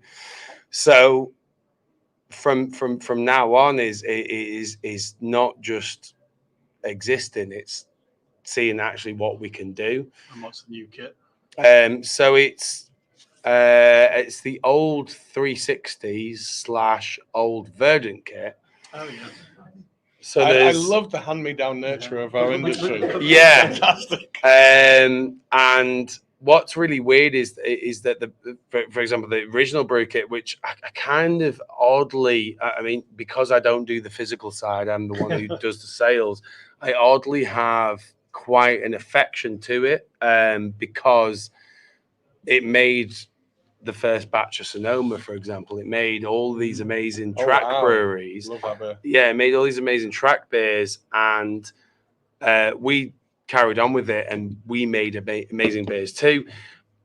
I mean, it's literally like rivets and bolts and stuff. It's so old school, and it was quite funny to be speaking to breweries that thought we were, bigger than we were, and going, yeah, but we're basically brewing on pots and pans and stuff, and trying to see if this will work. And so now we've actually realized that there is a want for us. There is a thirst for our stuff, and now we're just getting into that. So yeah, basic.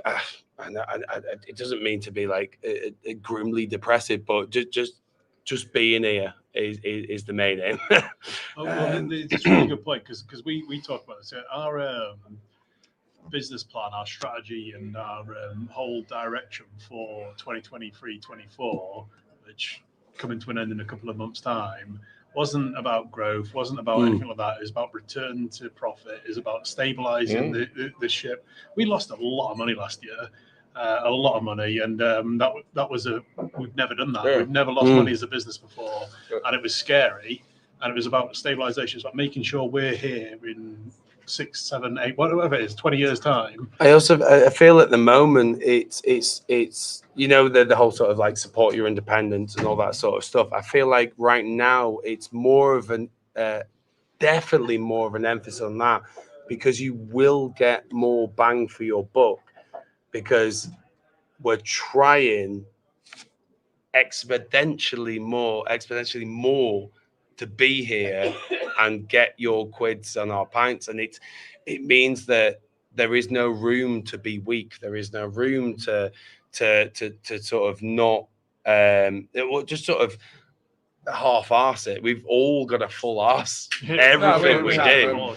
If there's one thing that's happened through the pandemic, and then a war, and then the cost of living crisis, all of it has played into the hands of the big boys. Yeah, they are sat there doing this. They're like this right now, knowing that they've got the coffers to be able to survive this kind of scenario. Where we need to keep the likes of us that are really struggling. Wayne won't like me doing this, but last 2 years for us on the brewery side is best part of a £500,000 loss. Yeah, that's a serious. Oh yeah, there's no consideration, and you could say those numbers. The customers don't care. It is ultimately about going into the pub and going, can I get a really good pint and it feel worthwhile? And I think that's what we're all trying to produce, is something that you feel value for your money and you're satisfied with what you've got. But that's kind of always been the aim. But I know there's more questions and more hands being waved around. I think we should move on to another question. That was a long time on one question. No. As long as the content's good, it's fine. Exactly. There are a lot of questions to get through. But also, there's the fact that we've been doing this quite a few years. Well, it feels like quite a few years, but we're still a young brewery. We've had, we got an amazing following for us. We were talking about before. You said that you guys were looking at starting a subscription club. Yeah. The guys who tune into us now, the guys who are in the audience, have helped us get through all this because we have that.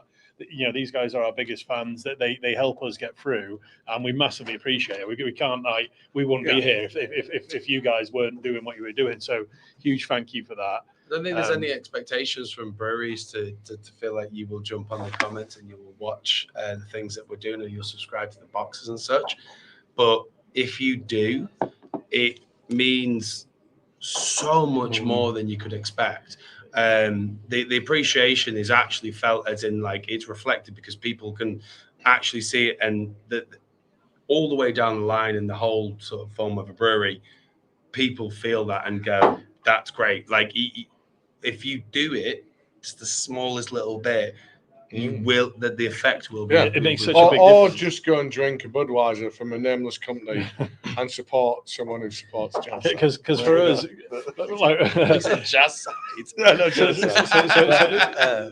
so when we do these things and when we get the engagement with you guys, when we get the feedback, it makes our job so much more worthwhile, which is why we love doing this. We love the interaction. We love the hearing what you think about the beers. It doesn't always have to be positive. We know there's not everything we put out is amazing. Sometimes there's stuff that we need to tweak and the rest of it.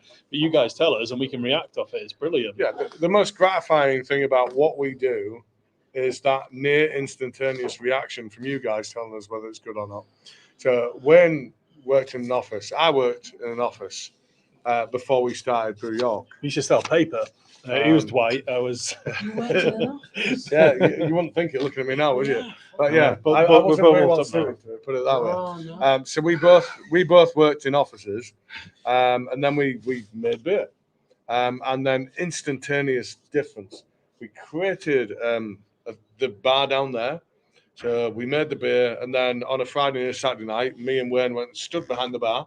And then we watched the slouched after like a week. We lent behind the bar, and we got that kind of feedback of people taking up, and it was completely alien to the pair of us because he'd send reports off, I'd do whatever I did, and we didn't know if people read the shit, and you didn't really get that instant response. Whereas I made that thing, I poured it into a glass, I put it into someone's hand, they put it into their mouth, and they went. But I made a difference to that person's day. I fucking hate potpourri. Well, you can always. Genuinely, I can see the stress going out of that individual. Yeah, you can as always they consume this thing. It's like, and I made that thing. I always feel like that's a huge thing with craft beer alone. Like, I've been in this. I'm only 31. I'll be 32 soon. And I've been in this industry. You don't have to lie about your age. It's all right. We're all friends. No. I've only got one grade that I keep cooking up, and I say I've been in this industry for a long time. And I've seen the ups and downs and all this sort of nonsense and whatever. And the biggest thing that I've always seen is like a lot of craft beer, and especially around, well, I'm going to say even more so around the north. It's based off goodwill, and if you know you're drinking something that's produced by good people, you will continue to drink stuff made by good people. I think that's probably the most important thing, that if you were ever going to try and even start, I mean, don't start a brewery now. Even if you had 50 million, I would say don't do that. But unless you want to lose it fairly quickly. Yeah, you've just got to be good people, and you will get good people drinking beer. Like it's yeah, honestly, even if you make a bad beer and you have goodwill, you will get good faith back. And are you go, are you goodwill or are you badwill? I'm probably at the moment a half cutwill. As in this beer that we're talking about. I'll try and. Well, we haven't talked about it yet. Pete's waving at us because we need to start talking about it. I don't know what the question is. Let's get started. I feel like we're doing good for time. Maybe we do one more question. No, let's start on the beer and then do the question, because people need to start drinking it. Okay. Because I've already finished mine and my mouth's. I need to talk about this tingling in my mouth. In fact, that's what he says about all beers. You could be drinking 2 Springsteen and just say the same exact. So I'm glad we've had a few before we go on to that, because that's not as intense as when I consumed it as a you standalone said beer. this to me That's about before. So it's actually Lee's beer, so he can do the talking. But yeah. Right. So, courtesy of Tyler, we were introduced to Luca, and Luca operates a company called Thick Sauce, and they make hot sauces. And they've collaborated with a number of the UK's best breweries previously. I'm thinking like Northern Monk, Vault City, North, those kind of guys. And what tends to happen is the brewery makes a beer, and then Luca, his team, they make a hot sauce in tribute to the beer. But when myself, Tyler, and Luca started talking, what was very evident was Luca was a little bit disappointed with some previous collabs, and I'm not naming names here. I think he was a little bit disappointed in that the idea was great, but the translation perhaps not so much. As in, if you're going to call it a beer with chili in, you want to be able to taste the goddamn chili. And the Brew York philosophy is, if I tell you that ingredient's there, you are going to taste that ingredient. So Is that why Tyler's so good at his sales job? Is because it actually says what it does. Like we are very much Ronseal. We keep things very simple. If it says it's on the tin, it's on the tin. I've got some of the spice stuff if you want to. No, not on camera. Thank you. I'm from Manchester. That you should be offering me don't offer him spice. Unless you're in the bike shed, don't offer him spice. So yeah. Jack, one of our brewers, I think would like to see me thrown under the bus on air. And there's is it the tea that we made with the habanero? Yeah, I'm definitely not drinking that. As in, like, I know I came to Collab to do the IPA. I smelt the habanero blend that you made for this. What did it give me? It gives me the tea. Something. Yeah. But Tom did it, and I had a whiff of it, and you're glad that there was only a little bit, because you can taste it. You get a burn on that. But if you were to ever drink that habanero something, don't do it. Tincture. Yeah. So if you I've done roast. Do the tincture briefing. Tell people what a tincture is. Yeah. So a tincture is when you take a carrier substance like an alcohol or water, and you put something into it.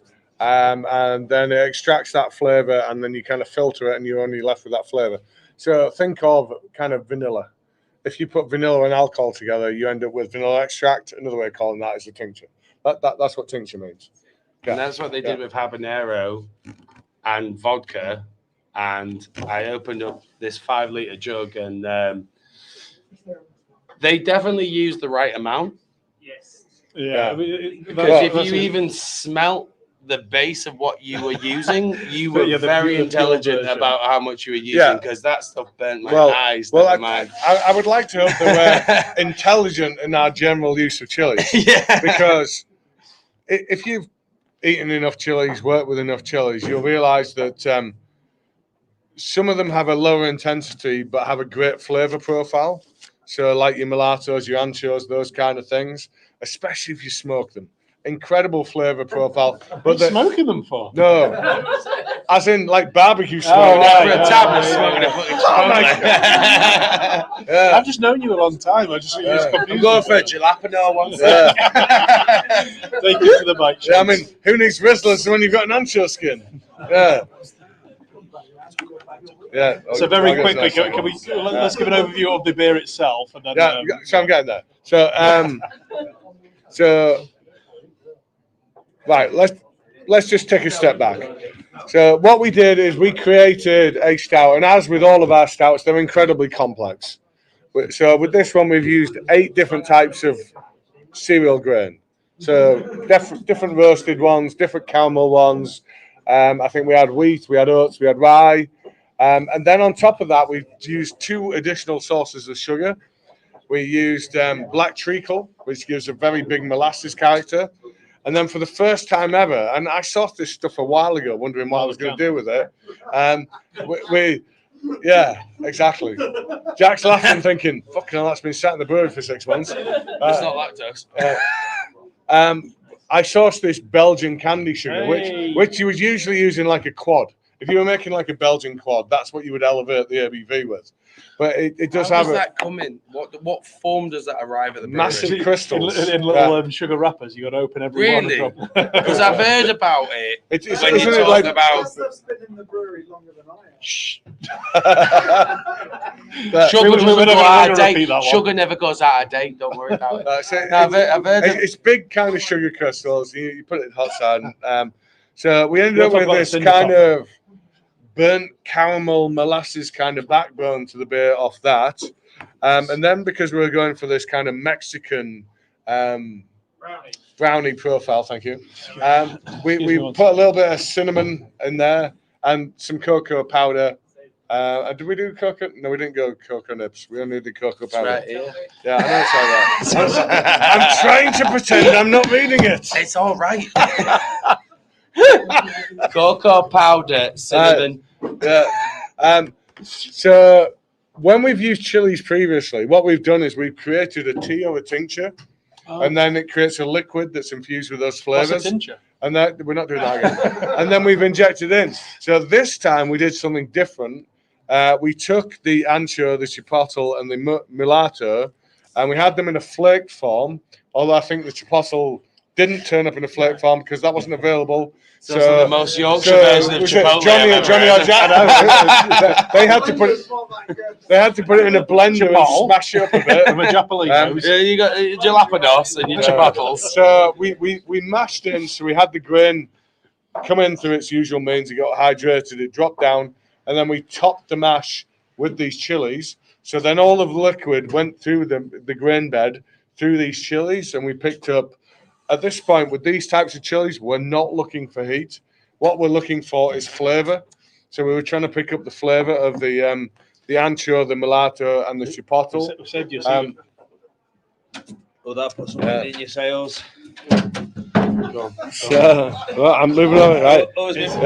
As my mother would say, so to interrupt, put some lead in your pencil. Well, hello. Welcome back.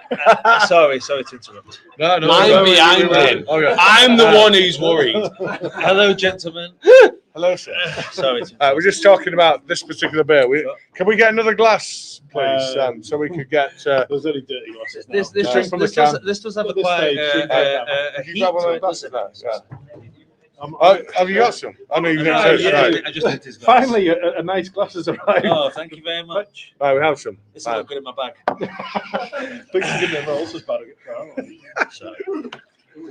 I kind of feel like Parky when with the Rod Hull kind of thing. Oh, I thought you were going to say. What was the? I was going to say I could do that, but you have to after be the certain chili age to get that reference. But no. So what we're talking about was we've created a nice stout, and then we've put some chilies on top of the mash. So at that point, we're trying to get the flavour from the chilies. I like mashed potato. But we're not particularly looking for heat. And these are chilies. If you are ranking them on a out of 10 scale, they're like 2s and 3s. Yeah, they're not spicy chilies. No. They're flavour chilies. How are you guys in like the instant response of that heat? Is it like? But it's moreish, isn't it? Is it on like? It's only like on the. Yeah, it's the warming. Well, the mash bit was to establish the flavour backbone. Yeah, we always use that word backbone in beer, don't we? It's better than mouthfeel. Yeah. Mouthfeel's the worst word in beer. So we established this kind of backbone of smoky chili flavour to the mash and to the wort and therefore the beer. And then what we did was we created this tincture of habaneros. When you're not certain about the dosing of something, converting it into a liquid form makes your life really easy, because then you can add a little bit, taste it, add a little bit, taste it, add a little bit, taste it, and then you can get to the point where you want it to be. Whereas if you just took that raw ingredient and went, fuck it, I hope that's right, then you almost inevitably are going to end up somewhere you don't want to be. I mean, as someone who's visited the brewery today and smelt that tincture, I've got no. If you think this is hot, then literally go sniff that. Apparently Jack has some of it in his pocket. So if you Everyone in the are, audience, I don't want to know what tincture he's got in his pocket. It's even not in a if bottle. Spicy, He that just dipped sounds his rough, but pocket in the tincture. You Uh, can so lick the pocket. This before is you go actually like off. really beautiful, subtle. Like if you are some sort of masochist and this isn't spicy enough, go see that man. Oh, no, we're not doing it on Ah. camera. You're gonna, Jackie, you volunteering to try it on camera. I'll try it. On camera. I'm just gonna place it there. That's And just a pure chili. don't sip it, but dip your finger. Is this in it and just, choreographed, guys? have Like, a yeah. taste. We've come from Manchester. Why with- does that with smell open like arms. Rausch beer? That just smells like Rausch beer. I feel like we've That come from, flavour's fantastic. Yeah, it tastes nice. we've come but from Man- No, it doesn't. You're stupid. That tastes horrible. Oh, Ah, you're an idiot. That does not taste nice. That's I'm it does then hit you after the fact. I feel like no. That's a I think now's the Sorry, time that that's Pete needs to horrible. come on camera and drink some. yeah, I'm going to say I think there's a ploy here. There's no way that tastes nice. I just No, leave it no, there. you had more than me, and that's still You going. do what you want. it's still going. It's still It's going. still going. No, Jack, I feel please, it's a lie. get that way. There was definitely. I feel on like the we've been, audience. I feel like we've been We'll put the audience gracious. cam on. I feel like we've been gracious in our arrival, and then you try to poison I've us. never even with, met you before, and I hate you. I hate you. You're the worst. No, I you- really don't like you. Cheers, guys. Thank you. Oh.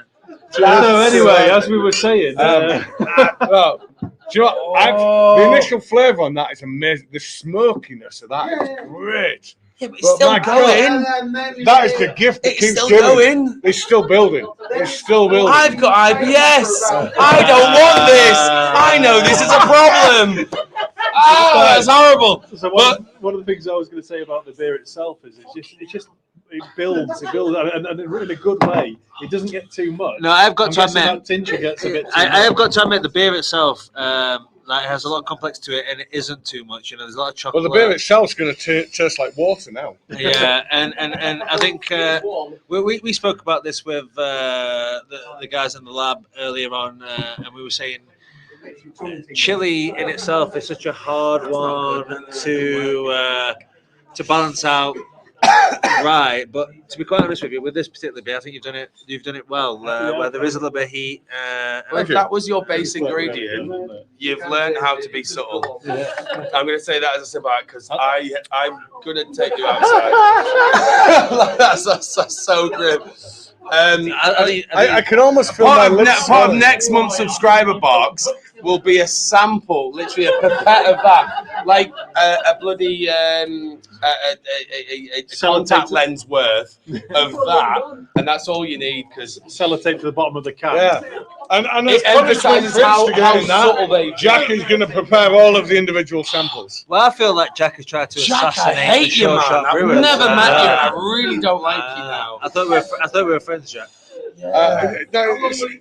It's not personal. I feel like it was targeted at us as well. No, that's fair. I feel like a just Viking, so I come here and like really disturb a Yorkshire's man's life. I'm done with that. And just out of curiosity, the base beer, obviously I know Toncoco, we had a few cans earlier, was fantastic. Obviously I know that's coconut and vanilla. Is this a similar recipe? Maybe just a bit. No. Well, I'll do it very succinctly because you missed that bit. So, sorry. 8 different malts. Okay. 2 different types of sugar. Okay. One is a black treacle. One is Belgian candy sugar. Okay. We also, in fact, I don't even think I said this before. We also have lactose and maltodextrin to build sweetness. Nice.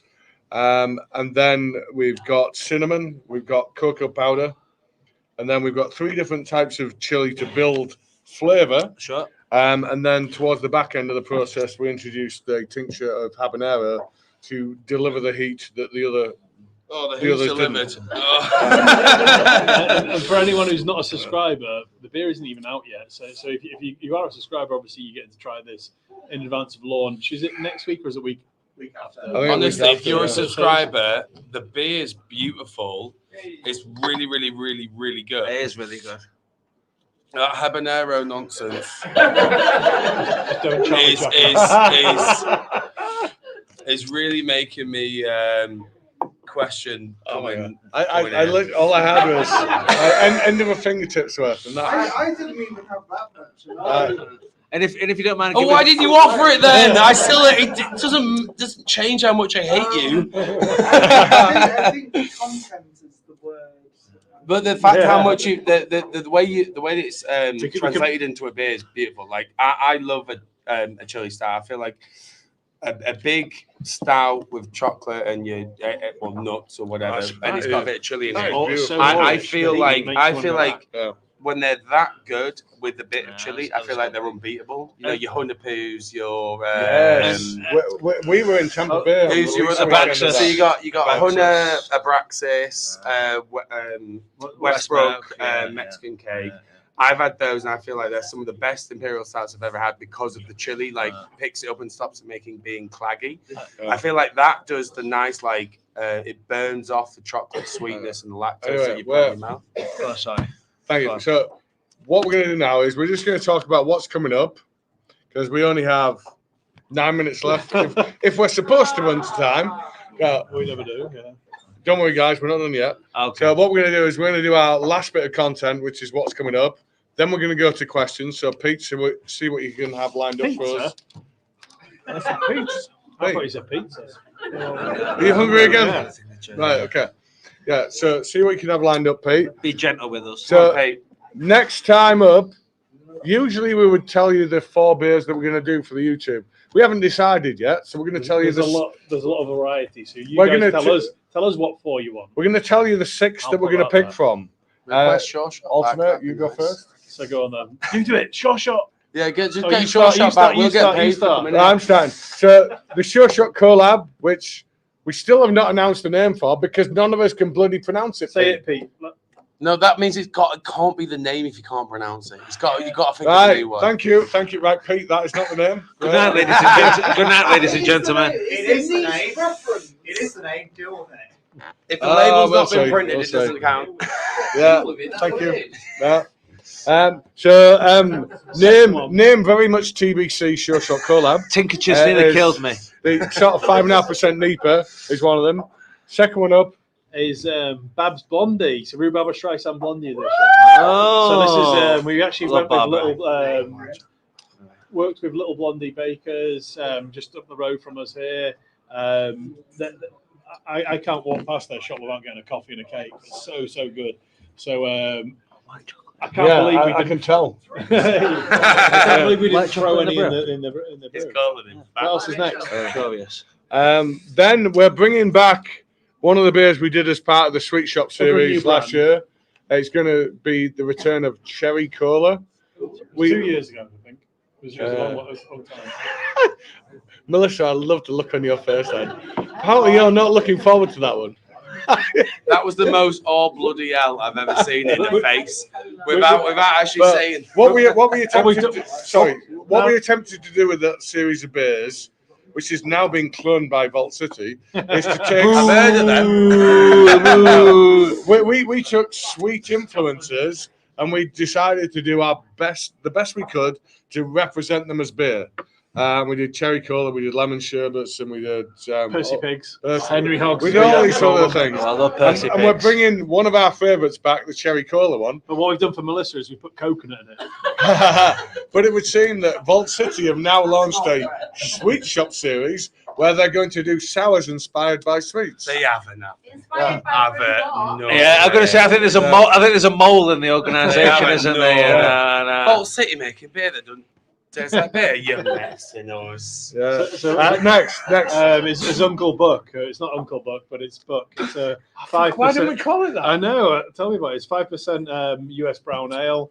That's coming next month. Followed by March Hare, which is we basically took the Coney, our core beer recipe, elevated it to 5.5% and made a few tweaks, and we're calling it March Hare. Fat Rabbit. Known in the brewery as Fat Rabbit. And then this year's. It actually is inspired by Alice in Wonderland, so the branding is very much going to be that, yes. And then the this year's Easter beer is our 5% chocolate stout. It's mini kegs. This year. You're talking to me now. So you don't employ Tim Key for your beer names, do you? Pete, I think we're getting abused for our beer names. So out of the beers, you guys at home tell us which 4 you want us to do on the YouTube next month. Sureshot collab. Boo! Which one? Well, buying a pallet of Sureshot cans just to do it all Sureshot would be great. Comes in a pallet. Yeah. Babs I'm not on sales, definitely not. Sureshot Cola, Babs Blondie, Cherry Cola, Buck, March Hare, and mini kegs. Out of the 6, you tell us which 4. Are you going to do mini kegs and mini kegs? Oh, you know you're going to get asked that question. We were all like, fucking hell, we hate mini kegs. Why are we doing mini kegs? Oh, no. Are you going to paint them yellow? Pete announced to us we're calling this beer mini kegs. I was like, we're not doing mini kegs. You've got to. We're not doing mini kegs. If you don't, you'll go. Pint and pint. A mini keg of If you don't, your marketing / PR or anyone else who's doing it is just going to get all the emails all the time. Oh, you've got right. Yeah. Pete, we might have a very, very good suggestion here. Why is it not Easter kegs? Oh yeah, I'd love to go down for a packet of Cadbury's Easter kegs. No, but why can you not just call it normal kegs and then you package it into normal kegs? The most beer you've ever heard. Oh, what do I want a pint of? Keg beer. Right, I think we're all overthinking this shit. Sorry, yeah, it's convoluted now. Right, what are the questions? Right, final bit we need to do before we get into questions. So we've done the beers, and we now need to talk about upcoming events. The best of which, of course, is the 8th birthday 3 minutes, bash, come on, quick. which is going to be on the 9th and 20th of By the April. way, guys, come back for our birthday. Unfortunately, we've already got it. It's the Lee just said. What was it? Were you paying attention? Well, if expenses 9th, covered, right. it will be. Right, you lot, shut the fuck up. Sorry. Let me finish this bit. Right, 19th and 20th of April, Friday the 19th, Saturday the 20th. We'll sort your 8th beers. birthday bash. Come down. Almost sold out. So if you want to be there, you need to get your tickets now. Get onto our website to do that. Guest breweries are as follows: Amundsen, Elusive, Fierce Beer, Finals, Lakes Brewco, Siren, Thornbridge, and there's also going to be. Oh, and sorry, I missed one. I'm bad. And there's also going to be a couple of other bars. We are not able to say what they are right now, and we will also be doing special event stuff here in the city centre as well. And maybe some guest breweries just attending in person. You can grill like Sureshot. Yeah, like Sureshot. If you buy Sureshot, it'd be cool. I'd like that. I'd like that. So we've done all the stuff we need to in do. yours. So now we can do final few questions. The real Pete. content. 2 minutes to spare. Yeah, questions. Questions. Pete, questions. What we got? Right, quick 5 questions, guys. Question: Love your beer. How do Sureshot code the beer names? We have a group Random on name generator.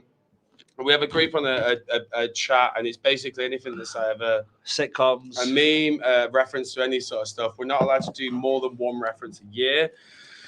But yeah, that's it. All right, yeah, quick fire. Next one. Right.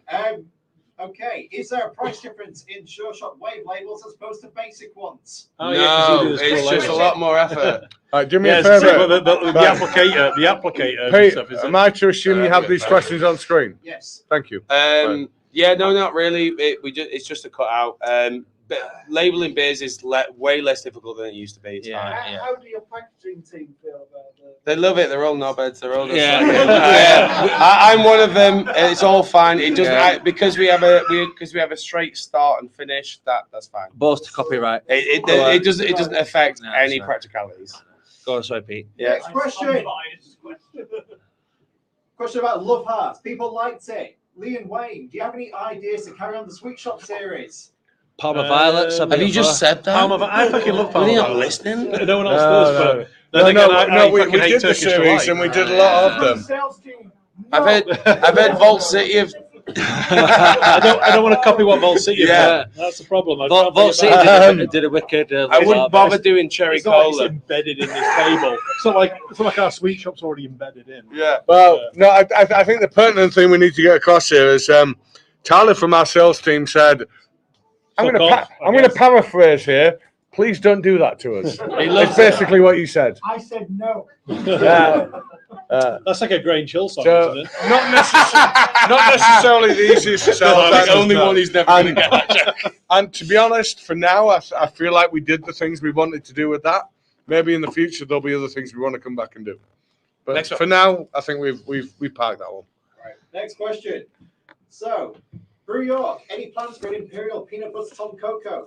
Oh, good Oh. show. Not And until is it it says that. going to be under 8.4%? How's about, yeah, well, Probably it would be, yes. Yeah. 100%. The Imperial Tom Cocoa is 7.5%. We've not upped that to 8.5%. But maybe peanut butter Imperial Tom Cocoa could be 8.49. I'm not gonna lie. I'm not gonna lie. I would be very enthralled and appreciative if you did that. As a great, like, I know there's not a Cast. huge amount of people watching, but you will never see a beer above 10% in the UK. If that brewery wants to survive. Maybe a session. What do you mean? Could be good. So what's this? Session 10%. What is this I find in my hand here? A 11% stout with chili in. Yeah, here you go. There's a session peanut butter Oh, yeah. stout. I mean, they've already proved that. I mean, that seems like a fairly suicidal. Pete, next business question, model, Pete. Go on, Pete. Sorry, next question. Sorry, I'll completely change the subject. Yeah. Will peanut butter Tom Cocoa have fake peanuts? Of course it will. Fake what?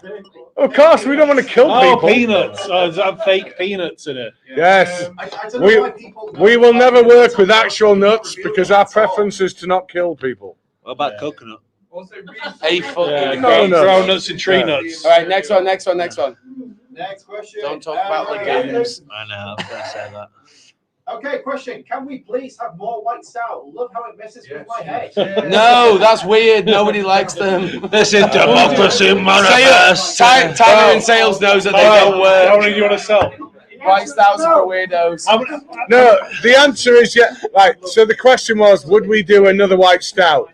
The answer is yes, because the one interpretation of Tom Cocoa that we've not done yet is the white version. The white stout cast. Yeah, But you've got one excuse. You've got one excuse. How for can a never start? doing it again. How can a start be white? I don't want to be this guy.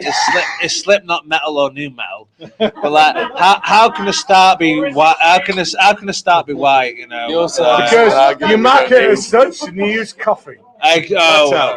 Nice. Next question. Final question, guys. You teased I Love Brew York merch. When will we get these, and will they be for XL size t-shirts? All Yes, yes. yes, of course. I don't know, but I need one. You're worried about the eggshells. We need the triple. Do you think anyone on this table is less than an XL? Speak for yourself. I think they were asking for 4XXXXXL, whatever. Yeah, I think it would be more unusual if you were asking us as if we were doing small sizes. Yeah, the fact there would be less small sizes ever. For me, more importantly, besides the white I Love Brew York t-shirts, which I will never wear, besides the black, that's the first time ever. Right. What else do you want besides t-shirts? I Love Brew York t-shirts. I Love Brew York. Where your face is on Headbands. Right. Well, Go. by the way, mine and likenesses are not going to be on these. It's just the actual t-shirt.